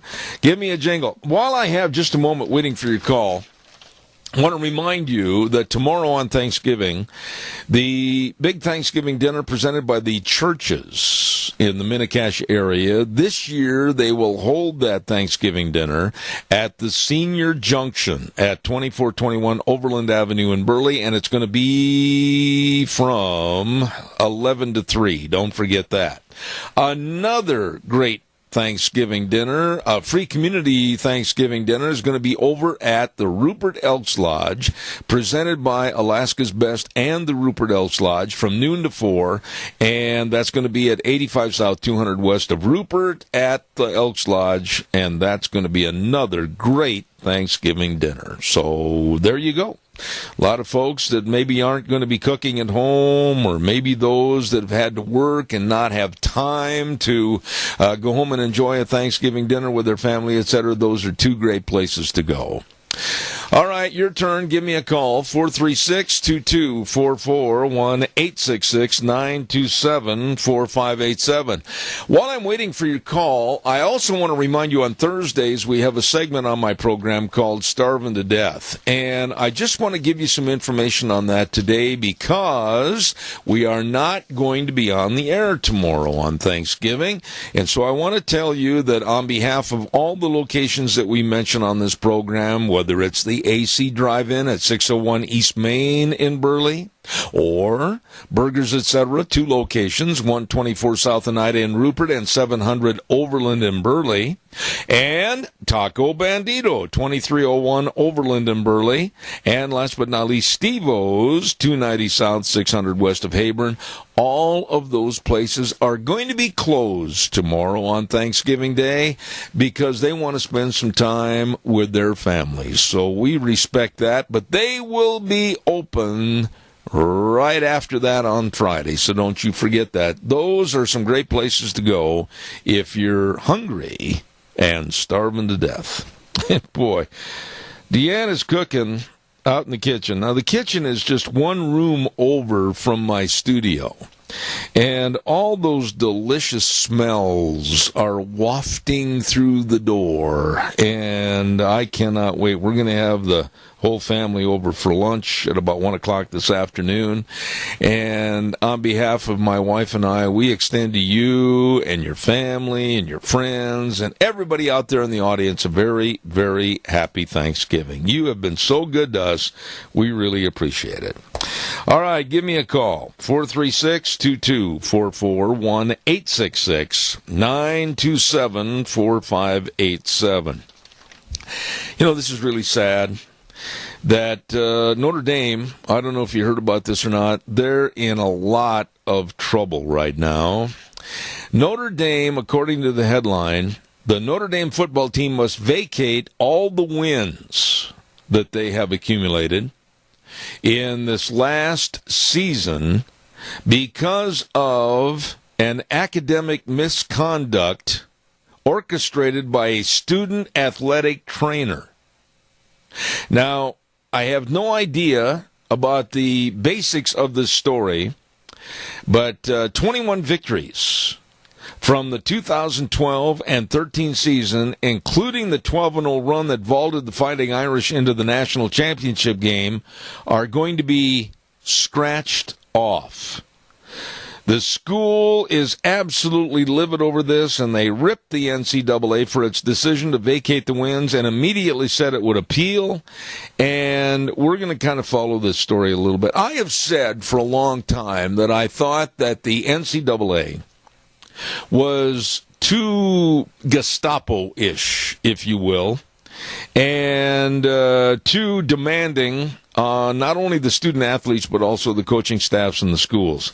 And we're going to see if this is overturned. It has been noted that the NCAA has voted to change this rule that brought this case under NCAA jurisdiction rather than leaving such decisions to individual schools.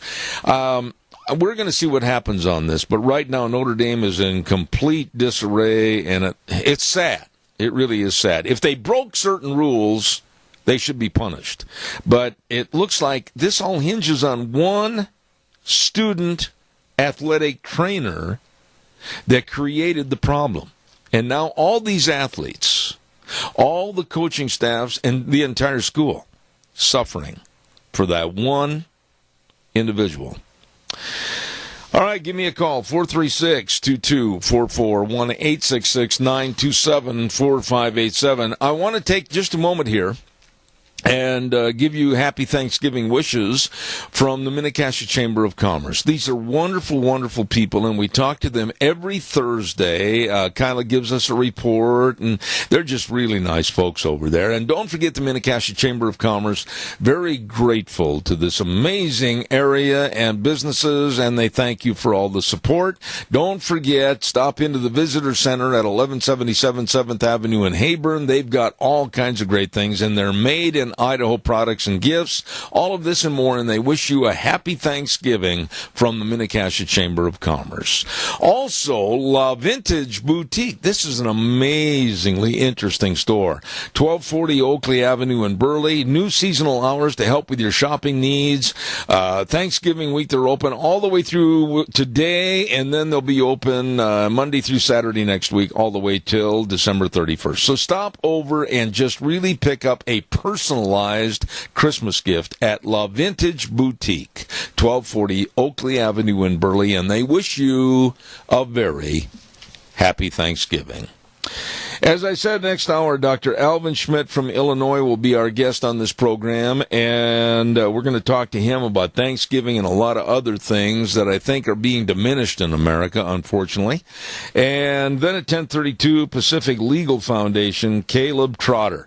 I do have just a moment that I want to wish a very special happy Thanksgiving wish to, and that is a young man sitting over at our main studio, Wheels. His real name is Damon, but we nicknamed him Wheels. He has, beyond a shadow of a doubt, been so diligent and so good at running this program and being polite to people. Wheels, on behalf of Deanna and I, God bless you and happy Thanksgiving. As we go to the news from CBS, young man, you're appreciated. Thank you for all your help. You're welcome, sir.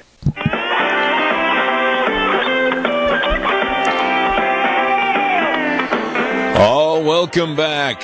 Hour number 3 on an overcast, cloudy, might rain, might snow day, the day before Thanksgiving. God bless you and your families. I hope you have a wonderful day tomorrow.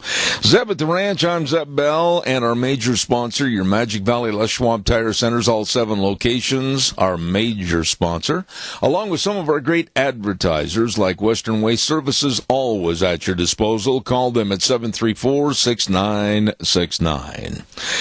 About 3 months ago, I had a gentleman on my program that I have the highest and utmost respect for what he has done and his beliefs. And I'm so honored to have him back here again today, the day before Thanksgiving. And I say good morning and happy Thanksgiving to Dr. Alvin Schmidt. Good morning, sir. Nice to have you back on the program. Well, I'm pleased to be back. Thank you. You know, Dr. Schmidt, I'd like to start off, if I could this morning. You are a noted author, minister, teacher.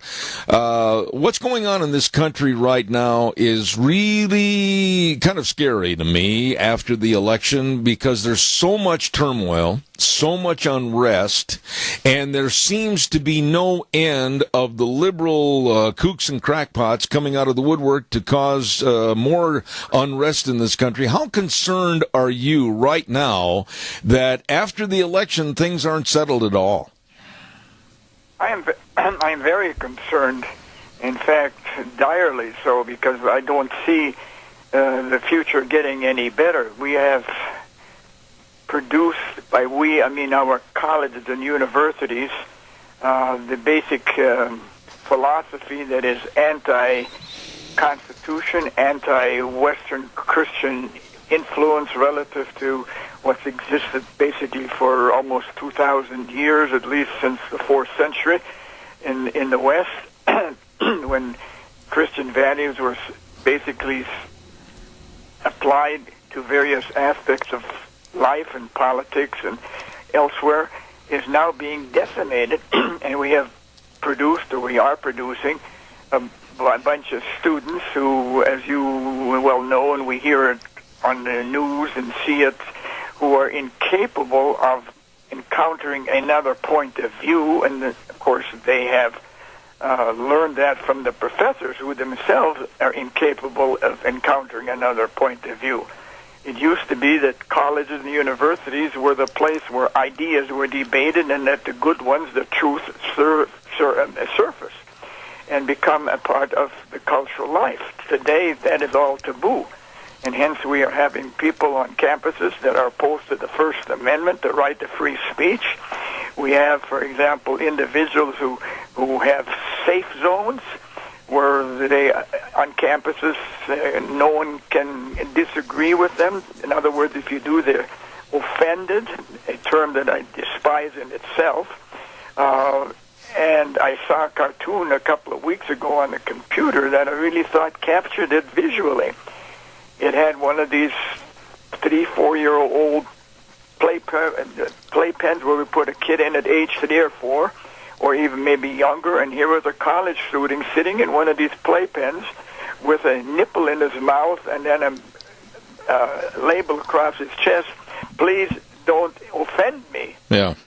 This is the example of what we have going on our college campuses. And these people who are offended and now demonstrate, some of them violently, because they didn't like the election outcome, are, in the name of democracy, being totally undemocratic.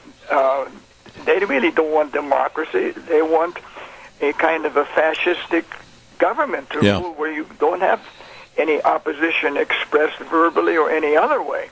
And so this is a scary phenomenon in my estimation, and I really don't see it ameliorating, becoming much better, because behind it we have not only college professors, but as you and I have heard in the last few days, we have mayors over the large cities over the country who are welcoming illegals and whatnot to come to the city, and they're going to provide them sanctuary. Well, this is violating of a national law, and yet these people, out of the other corner of their mouth, they talk about we are a nation of laws, when they at the same time trample on them. Right. And so we live in a tremendously conflict situation, and as I sometimes say, we have absorbed, because it's been taught in universities, colleges, and to some extent even in high schools, neo-Marxism, which obviously has at its basic core the message of conflict. As Karl Marx once said, it's not the task of education to understand the world, but to revolutionize it, to change it, and that's where we're at today. I agree totally.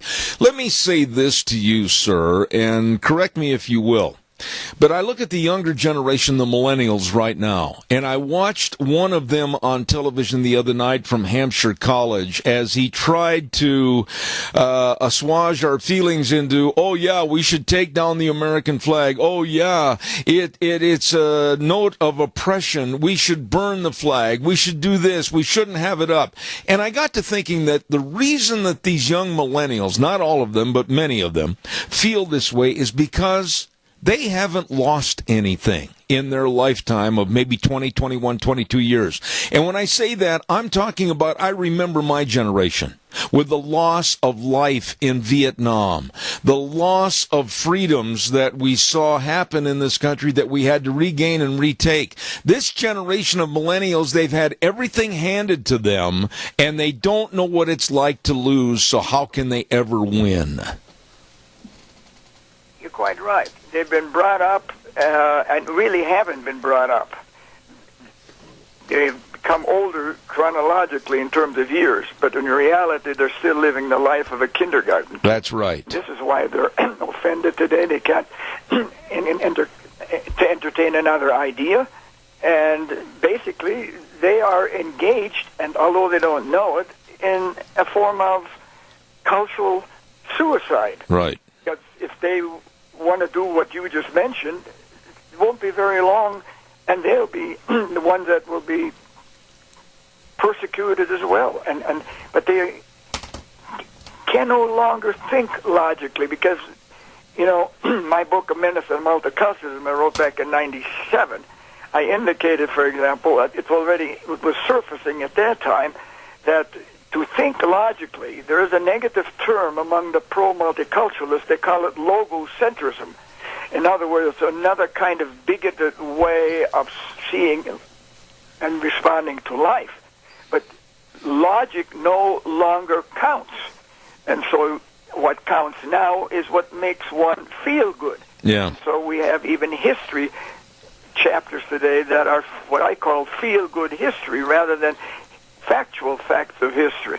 And so you take out of our history books, in some cases don't even mention individuals like Alexander Hamilton or whatnot, or you don't mention other people, Washington's words about Washington greatly reduced, and you bring in some minor individual like Harriet Tubbs and whatnot and extol them.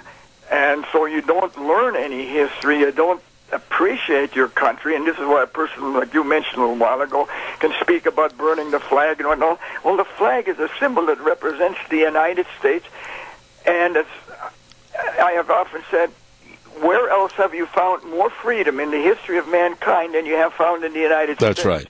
That's Even this individual who wants to destroy what you're doing is benefiting from the freedom that permits him to say this, and ultimately, unknowingly to him, would destroy his own existence in the long term.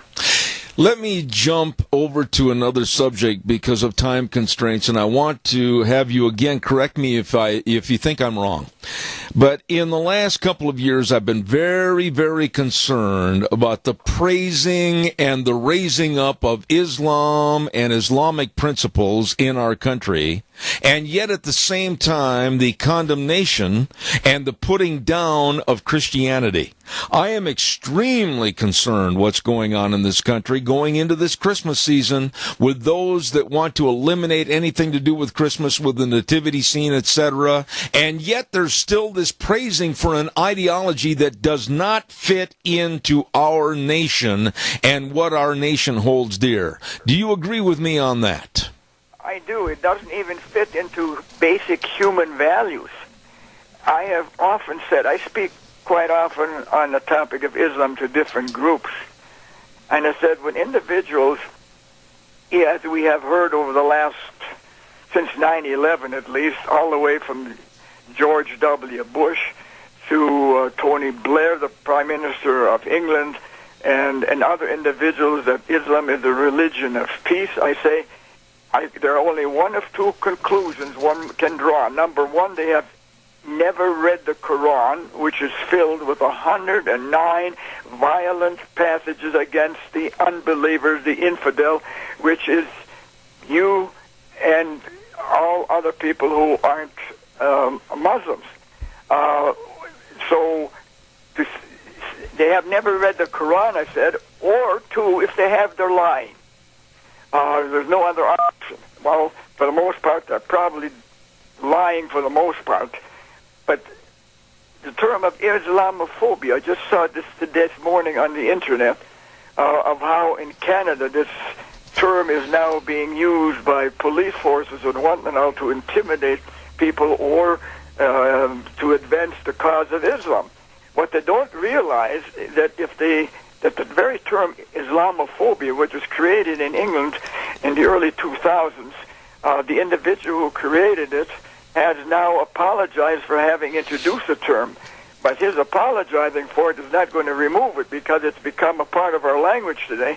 And to be an Islamophobe is as bad as being a racist of the world's type.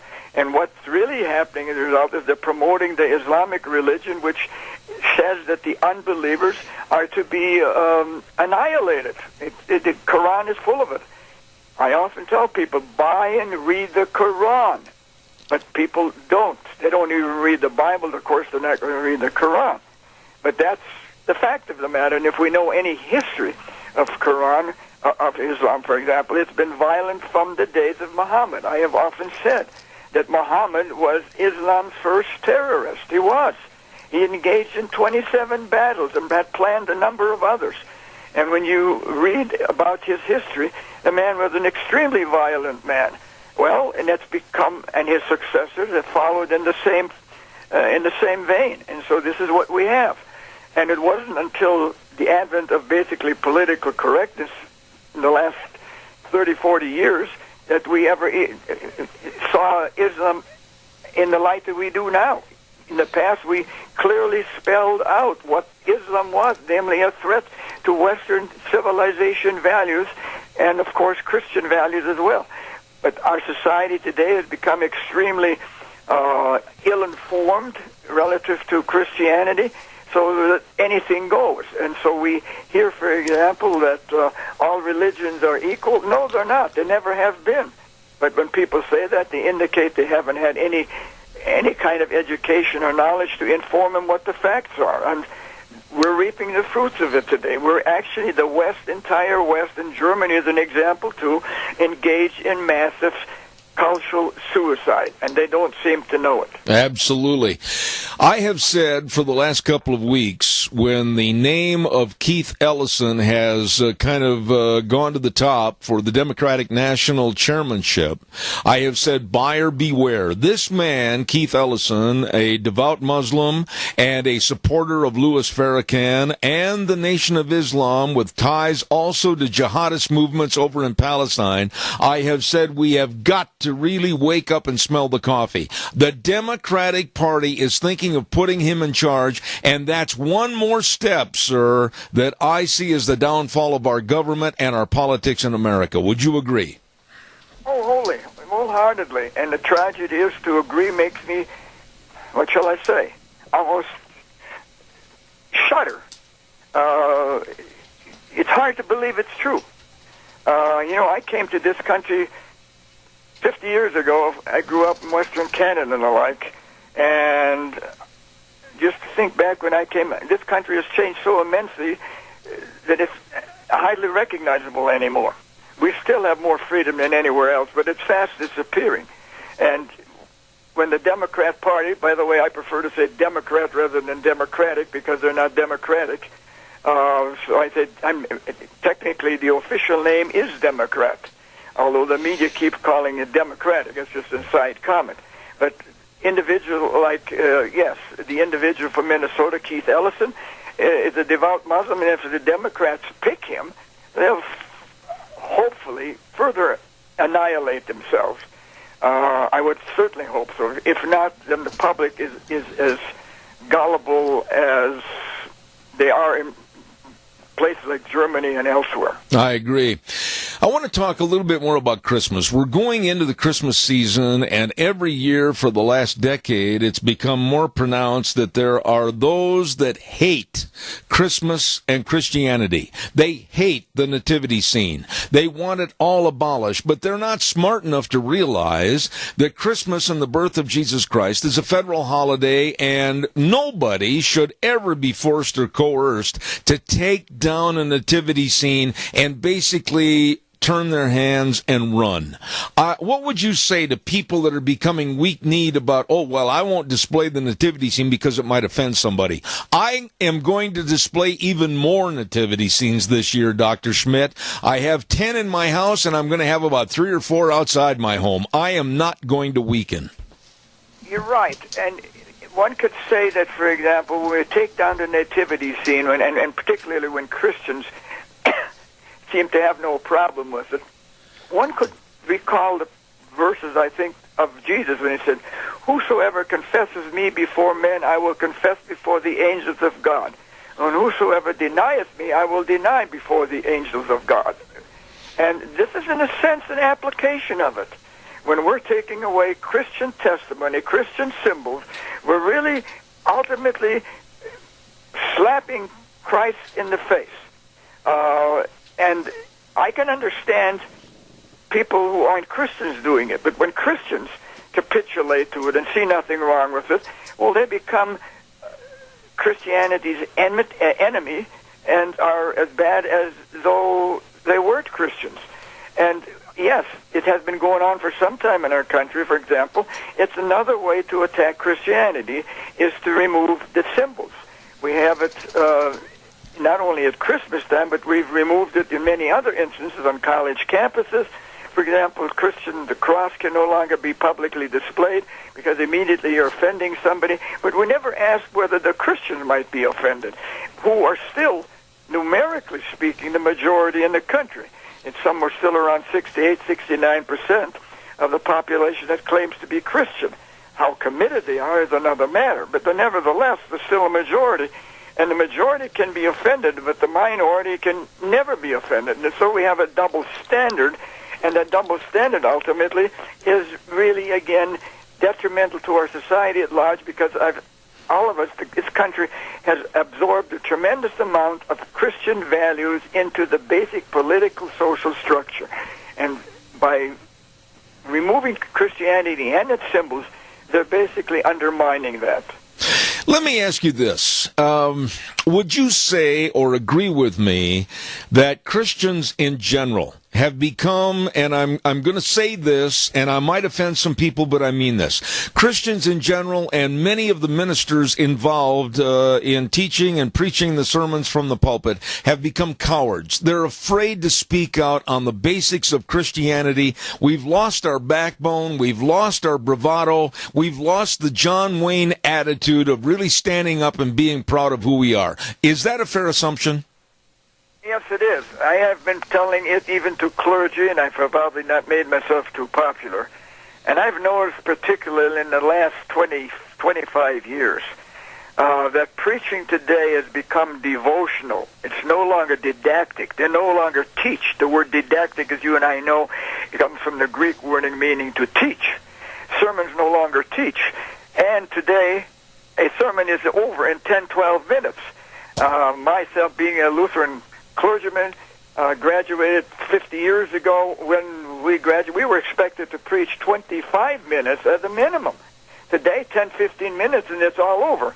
Well, even if you wanted to preach a didactic, teaching-oriented sermon, what can you say in 10 minutes? Not much.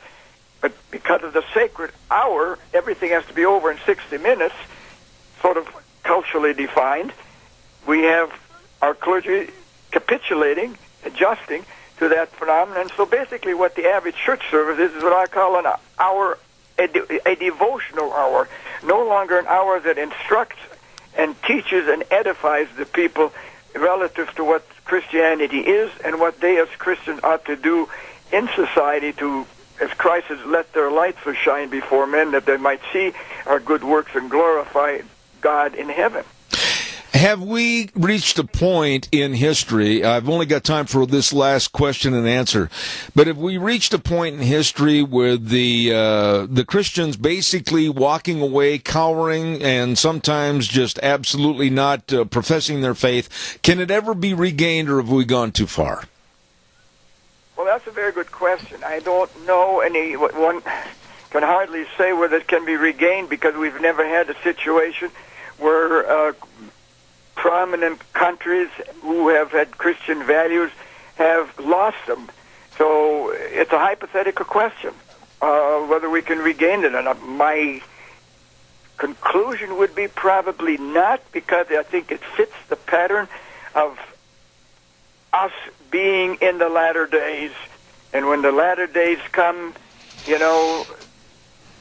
God will intervene and intercede for those few Christians who still are alive and committed to Christianity. There won't be a second chance, I don't think. I agree. Dr. Schmidt, I am honored and very humbled to have you come on my program again, and I want to extend to you, your family, a very, very happy and blessed Thanksgiving, carrying on right through a very blessed Christmas time. Thank you for your time and effort on this program this morning. Thank you, and I wish you the same, too, and have a Christ-filled Christmas, and even now, a God-bless Thanksgiving. Thank you, Dr. Alvin Schmidt. I absolutely have the highest respect for that, gentleman. Thank you very, very much. We're going to send it back over to our main studios in just a moment. I sincerely appreciate Dr. Schmidt's remarks here again this morning. I'm going to have him on hopefully before Christmas again. Don't forget Streamline Precision. Tim Vaughn and the rest of the crew. Oh, my goodness, they can build anything for you, your dairy, your farm, your business. Yes, they have all the Nucor and the Prime and the Sukup steel buildings, maintenance-free steel buildings. And now, right now during the winter months, December all the way through March, that's the time to build and get everything ready for this next year in spring. Absolutely. Dairymen, they can do all the remodeling, and they can put together the commodity storage facilities, concrete feed lanes, everything. Call Tim today. Now's the time. 431-7314. 431-7314. Streamline Precision. The professionals working for you. You call Tim Vaughn today. Coming up next hour, Pacific Legal Foundation, Caleb Trotter, a story you're not going to believe. I can't wait to ask questions about this. It's going to be one of those really interesting and you're going to scratch your head moment stories. So stay tuned for that. But right now we're going to send it back over to our main studios for about 3 minutes. We'll be right back. And now, back to Zeb at the Ranch on AM 1230 KBAR. To reach Zeb, call 436-2244 or toll free 1-866-927-4587. And now, here is Zeb. Oh, good morning and happy Thanksgiving to all of you out there. I hope you have the best day tomorrow. We're celebrating today. All my family's going to be here today. And, the smells that are coming out of that kitchen right now. I am hungry. My goodness, let's go to our next story. And I'm very, very honored to have again with the Pacific Legal Foundation, one of their attorneys talking about another wacky case going on here in the United States of America. Caleb Trotter, good morning, sir. How are you? Thank you. Good morning. Thanks for having me. Caleb, it seems like I'm just scratching my head sometimes at the court cases that I find you and other attorneys with the Pacific Legal Foundation are involved in. Give us the background on this American Indian photographer, Peggy Fontenot, and how she's had to sue the state of Oklahoma. What's going on here? Yeah, it's so basically what's happened is earlier this summer, the Oklahoma legislature passed a law narrowing the definitions of which American Indian artists can describe and market their art as American Indian made. Under the previous state law, basically any American Indian of either lineal descent or a member of any American Indian tribe was able to do so. But the new definition narrows that, and now only if you're a member of a federally recognized tribe may you call and describe your art as being American Indian made. Essentially, the state is saying that only if you're a member of a federally recognized tribe may you call yourself an American Indian if you're distributing art.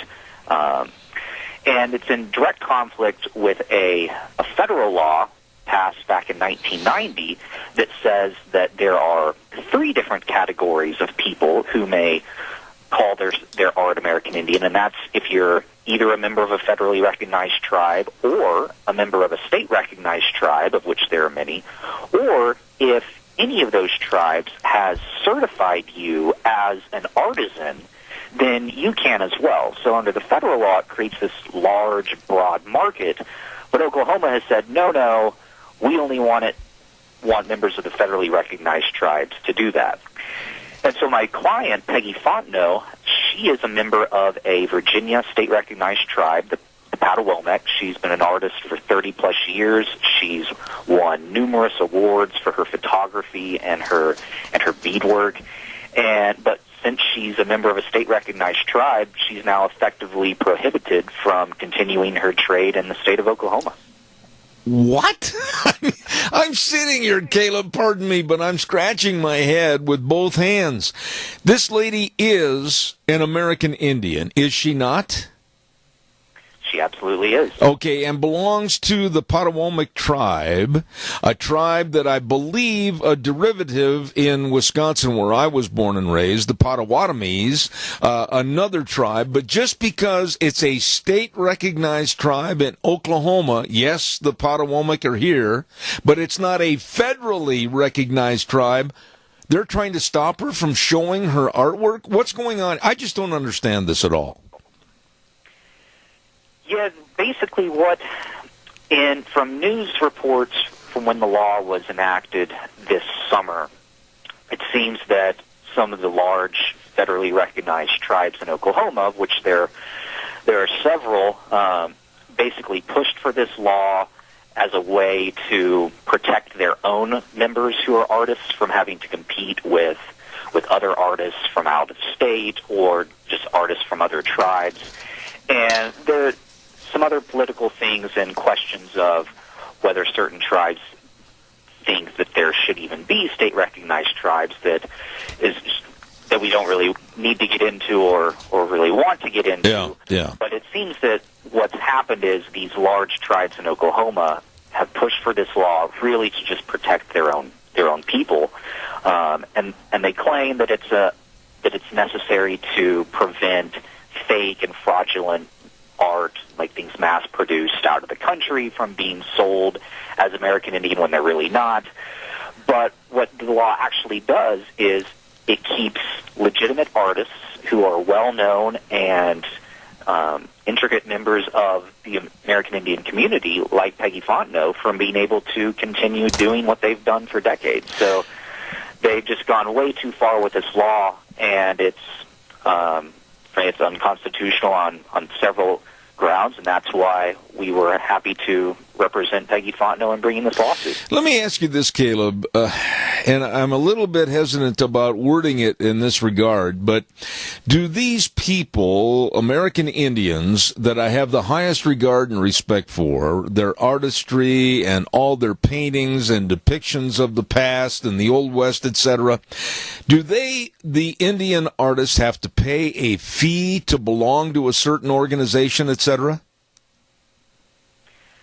That much I'm not sure. From what I understand and with what Peggy has told me, the majority of tribal memberships are based on you have to be able to show your ancestry. A lot of them it's through the maternal line, and so it's very document intensive and document heavy. So the fear that someone's just filling out a paper and then being able to call themselves an American Indian, if that happens, it's certainly a rare occurrence. And so if that was a fear from the state legislatures and those tribes that pushed this law, they've gone way overboard in trying to regulate that by excluding scores of legitimate American Indian artists. It sounds to me, and again, I might be way off base on this story, but it almost sounds to me like there's an exclusivity to belong to the club. Oh, if you belong to the club, you can be promoted as an American Indian artist. And if you don't belong to the club, you're kind of pushed outside the door and forgotten about. Is that basically what's going on here? Perhaps it definitely does seem that there's a good bit of economic protectionism going on, which is by Oklahoma, the large tribes being able to exclude artists like Peggy. They're clearing the way and clearing the market so that only their members are able to fully participate in that market in Oklahoma. And while the law doesn't technically say that artists like Peggy Fontenot cannot sell their art in Oklahoma, they just can't describe it and market it as American Indian. Well, I think if we don't all know this automatically, it's intuitive that what drives art sales and craft sales is being able to accurately describe your product, your style, who you are in your story, and that's why art consumers buy the pieces that they do, is because of the story and what it's standing for. And so being unable to fully, truthfully describe one's art and their style as an artist and their identity effectively does preclude them from being able to participate in this market. And so if we want to talk about a club, then that's really what it's doing, is it's only giving the full benefits and the full practicality of being an artist and being able to make a living to this select group and excluding others. And that's why it's a 14th Amendment violation as well as a First Amendment violation by restricting who can say what based on the content and based on their identity. And we're confident that the court will agree. Let me ask you this now. Peggy Fontenot, as a Potawatomi Indian tribe member and recognized as such in the state of Virginia, why isn't that good enough? I mean, if it's a recognized tribe of 11 tribes in Virginia, why can't that be appropriate enough to be recognized and accepted in the state of Oklahoma? I just don't understand how Oklahoma has different standards and different rulings. We don't understand it either. The Attorney General is going to have to answer for that in court. It's certainly good enough under federal law, as well as pretty much all the other states. There's only about 10 or 11 states that have their own regulations in addition to the federal law, but Oklahoma's is the only one that's really more restrictive, and so they're kind of the first one to take a stab at regulating further. We don't really we haven't been able to come up with a good answer. It's something they're going to have to provide, but that's just another reason why this law is unconstitutional, is that the Commerce Clause to the Constitution prohibits states from doing things like this by carving themselves out of a national market and creating burdens that are far more restrictive on people from out of state just to protect local interests. And in this case, there's really no legitimate reason for doing that. Because absolutely, as I said earlier, if the state truly is worried about fraud and fraudulent art, then there are various other ways of doing that. And in fact, the state already has a general truth in advertising law that would prohibit, and it does prohibit, untruthful advertising. So there's really no need for the state to have even done this. So I look forward to getting their answer, but I'm pretty confident that it's not going to be satisfactory. Well, I absolutely applaud you and the Pacific Legal Foundation. I've had many of your stories, many of your attorneys on the air. Caleb, I think that this lady, Peggy Fontenot, has a great group working with her and for her.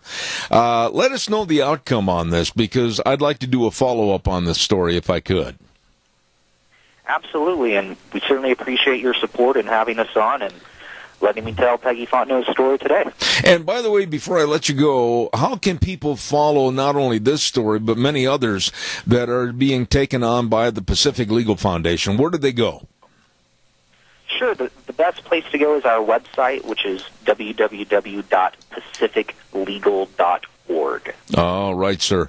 May I extend to you and yours a happy Thanksgiving, and thank you for taking the time to come on our program this morning. Likewise to you, and you have a wonderful Thanksgiving as well. All right. Thank you, sir.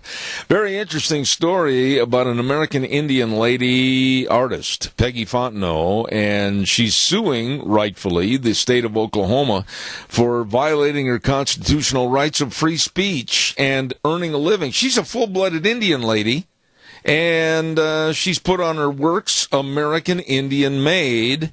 And the state of Oklahoma says, no, you can't do that because you're not from one of our recognized tribes. That's insane. Here's what I'd like to do. And I'm going to give you the format and the floor, if you will, to call in. Right after I do the weather, I would like you to call in, and if you want to wish somebody a happy Thanksgiving, feel free to do so. If you have some Thanksgiving message or wish, feel free to do so. I'd like to hear from you. I'm going to turn the next 9-10 minutes or so over to you, and we'll take your phone calls at 436-2244, 1-866-927-4587. Right now, it's time for the weather. I got to get this in. Scarrows Meats, 331 North Road, Jerome, 324-7657. They are changing the way we eat, one delicious bite at a time. Christmas, of course, right around the corner, and Scarrows Meats can help you. How about delicious smoked turkey for a gift or for Christmas dinner? Wow, does that sound good? And I'll tell you what, they can put together all kinds of gift boxes of meats for Christmas. You'd better get a hold of them right now today. Call them at 324-7657. Don Scarrow and the rest of the crew at Scarrows Meats in Jerome. And right now, here's Gina with the weather. It's going to be kind of a nasty day out there as we move one day closer to Thanksgiving. We are going to be in a wind advisory this afternoon. Starting at 3 o'clock through 10 o'clock tonight, winds out of the southwest right around 20 miles an hour, gusts possible of 35 plus. Rain showers as well for today. That could equate to snow showers up in the higher elevations. High of 39 tonight, low of 26. Tomorrow, sunny skies, high of 44 with an overnight low of 27. Winds are going to be dying down as well. For Friday, partly cloudy skies, high of 50 with an overnight low of 30. And then for the weekend, looks like partly to mostly cloudy skies. Highs are going to be in the low to mid 40s. That is your weather for Zeb at the Ranch. Gina, thank you very much. Excellent job. Brought to you this hour by Scarrows Meats. 331 North Road, Jerome. Number to call, 324-7657. Changing the way we eat, one delicious bite at a time. Okay. Your turn. Come on. First come, first serve. Call me at 436-2244, 1-866-927-4587. Your Thanksgiving wishes. Your Thanksgiving thoughts. I think back a lot of times to when I was a youngster living at home with my family in Wisconsin and my mom out in the kitchen for the preparation of the big Thanksgiving meal. We had probably 16, 17 people over to our house for Thanksgiving dinner. We didn't have a big house, and I remember Mom would put the table up and Dad would put the different leaves in the table, and holy smokes, we had people sitting all over the place. Caller, good morning. You're on the air. Happy Thanksgiving to you. Well, happy Thanksgiving, Zeb. This is your trucker buddy, Jeff. Yes, sir. Wish everybody out there in our whole region of the country a happy Thanksgiving.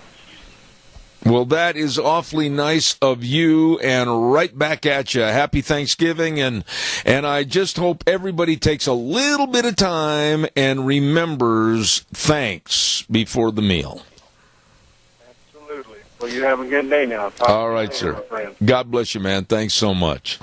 Yeah, I've got so much to be thankful for. There's been a lot that's happened in the last 18 months in my life, health-wise, and I'm so blessed to have, like I said earlier, my family, my son and his family, my daughter and her family coming over, and we're going to celebrate Thanksgiving a day early today at 1 o'clock, and I'm just really honored. Deanna and I both feel the same way. Thank you, thank you, thank you. We can't say thanks enough to the good Lord above for all of our blessings, and like I said, the floor is open open right now for you to call if you want to wish somebody a happy Thanksgiving, or you've got some special thoughts about the way that you used to recognize and celebrate Thanksgiving. Give me a call right now. I'd like to hear from you. So give me a jingle on the landline. I want to tell you that we will not be on the air tomorrow, naturally, with Thanksgiving, and so that's going to give us about a 4-day break. And next Monday on the program, we've got a lot of plans for some big nationally known guests. I'll just tell you this quick while I'm waiting for your phone call. We've got Judson Phillips coming on the air. He's been on all the television and radio shows across the nation. And we also have the sports psychologist coming back, and that's Andrew Jacob. And then at 10:30 next week, we've got Representative Fred Wood, and he's going to be on the program. So we've got a full plate for next Monday on the show. Good morning, caller. You're on the air. I can't hear you, caller. Go ahead, please. Oh, gobble, gobble, gobble. How are we doing today? Well, I was doing fine until you all of a sudden didn't answer your phone, and then I heard gobble, gobble, gobble. What's going on? Well, I got the same situation you have. This evening is our family get-together. 37 people. Oh, my. Yeah, we've been doing it for years and years. Because this gives my family that's married the chance to go to their in-laws on Thanksgiving. Uh-huh. And so we do it there, and this way, this is the only day that nobody is forgiven for not being there. Let me ask you a question. With 37 people coming into your home, I mean, first of all, you got to oil the door. And secondarily, is your wife going to do all the cooking for 37 people? Oh, no, we got daughter-in-laws that really help, and the son-in-law. We have 4 kids, 3 girls, 1 boy, and then they altogether have 16 grandchildren. Oh, my goodness. So we have all of them just in our immediate family, and then I've got nieces and nephews that come, and, that are by themselves or something, and we just enjoy having everybody come. Well, I want to extend to you and your extended family, quite frankly, a very happy Thanksgiving, and I know that it won't be too many more days. You're going to be aiming south at Las Vegas to stay for the winter. God bless you and your lovely wife, and have a wonderful day with your family. I might mention one thing before you go, Zeb. These people who are figuring going to Las Vegas, for a 3-day outing or something like that, the one thing they want to keep in mind, they may advertise a hotel at $20 a day. Down there is a minimum $20 charge per room that's called a RV tax or right. whatever you want to call it. So a $40 room, there's no such thing. It's going to be $60 at least. All right, my friend. It's something to prepare for. I appreciate that. And like I said, sit back in your lazy boy, enjoy all the grandkids, great-grandkids, everybody. God bless you and happy Thanksgiving. Yeah, we don't have room for the lazy boy. It had to go. We got a whole living room full of tables and stuff. All right, Keith. God bless you, man. Thanks so much. You bet. Thank you. Happy Thanksgiving. Appreciate it. Thank you. Oh, man, I know Deanne's got, I think she's got every leaf in the main table in the dining room, and that table goes on and on and on and on, and she's got everything all so festive and ready to go. Calls welcome 436. I'm kind of taking the time to let you extend some happy Thanksgiving wishes, so give us a call quickly. Just about 3 or 4 minutes left. Don't forget, too, your friends and our friends at your Magic Valley Les Schwab Tire Centers. Over the many years that they've been on my program, All 7 locations, they just absolutely, they get more popular, better service, everything. It's just absolutely the best. They've got all your tires for your different driving conditions, through the snow, through the ice, through the rain, all the different tread designs, all the traction tires. So stop in. If you're leaving for someplace this weekend and all of a sudden you went, oh my goodness, I forgot about my tires, stop in at any one of the 7 locations today. The best in brake service, I mean that. I know personally. The best in front end alignment, shocks and struts, and batteries. Have your battery checked, and maybe it's not going to turn that engine over on the colder mornings ahead. They've got great batteries at all locations. Lane and Rupert, Dave on Blue Lakes and Twin, Mike and Buell, Mike and Jerome, the Twist family in Paul, Daniel on Pole Line in Twin Falls, and my buddy Randy on Overland in Burley. The best. Your Magic Valley Les Schwab Tire Centers. You stop in and see them today. Oh, Wheels, what's going on for you in Thanksgiving? I hope you got someplace to go. Are you going to go to your grandma's? What's happening, buddy? Well, I expected you would ask what I'd be doing tomorrow. But no, we're just my grandma's going to come over to our house, and her and my mom got some things planned, and so they're both going to be cooking. I believe my mom's starting on the turkey, and we're also having ham, so that'll add to the turkey. Absolutely. Okay, real quick. I'm going to have a short answer on this. What is your absolute favorite part of Thanksgiving dinner? Is it the turkey? Is it the ham? Is it the potatoes or the pie? That's a hard question, but I have to say that pie is probably my favorite out of all of it. Next would probably be turkey, but nothing comes close to, a homemade pie as far as an apple pie or a pumpkin pie. So it's one of those things where... Are you one of those guys that is one of those running samplers? In other words, you kind of zip through the kitchen, grab something, and run before the dinner just to make sure everything tastes just right? I do, and then sometimes I have to get my face pretty close to the food just so that way I can take a big old whiff of everything, because, Thanksgiving only comes once a year, and so it's like when, you get all those dishes going and everything, it's hard not to. Absolutely. And for those people that say, oh, well, you shouldn't overindulge. Oh, well, you can still stay on your diet. Diet schmiet. I'm not going to pertain to any diet today. I'm going to have a good time. Wheels, from Deanne and I, happy Thanksgiving. Thank you again. Well, thank you. That means a lot. And happy Thanksgiving to you, too. And I thank you guys for everything you've done for me. Oh, you're very welcome, young man. Okay, folks, here's the deal. I want to remind you real quick that coming up on December 15th, there's something I really want you to support.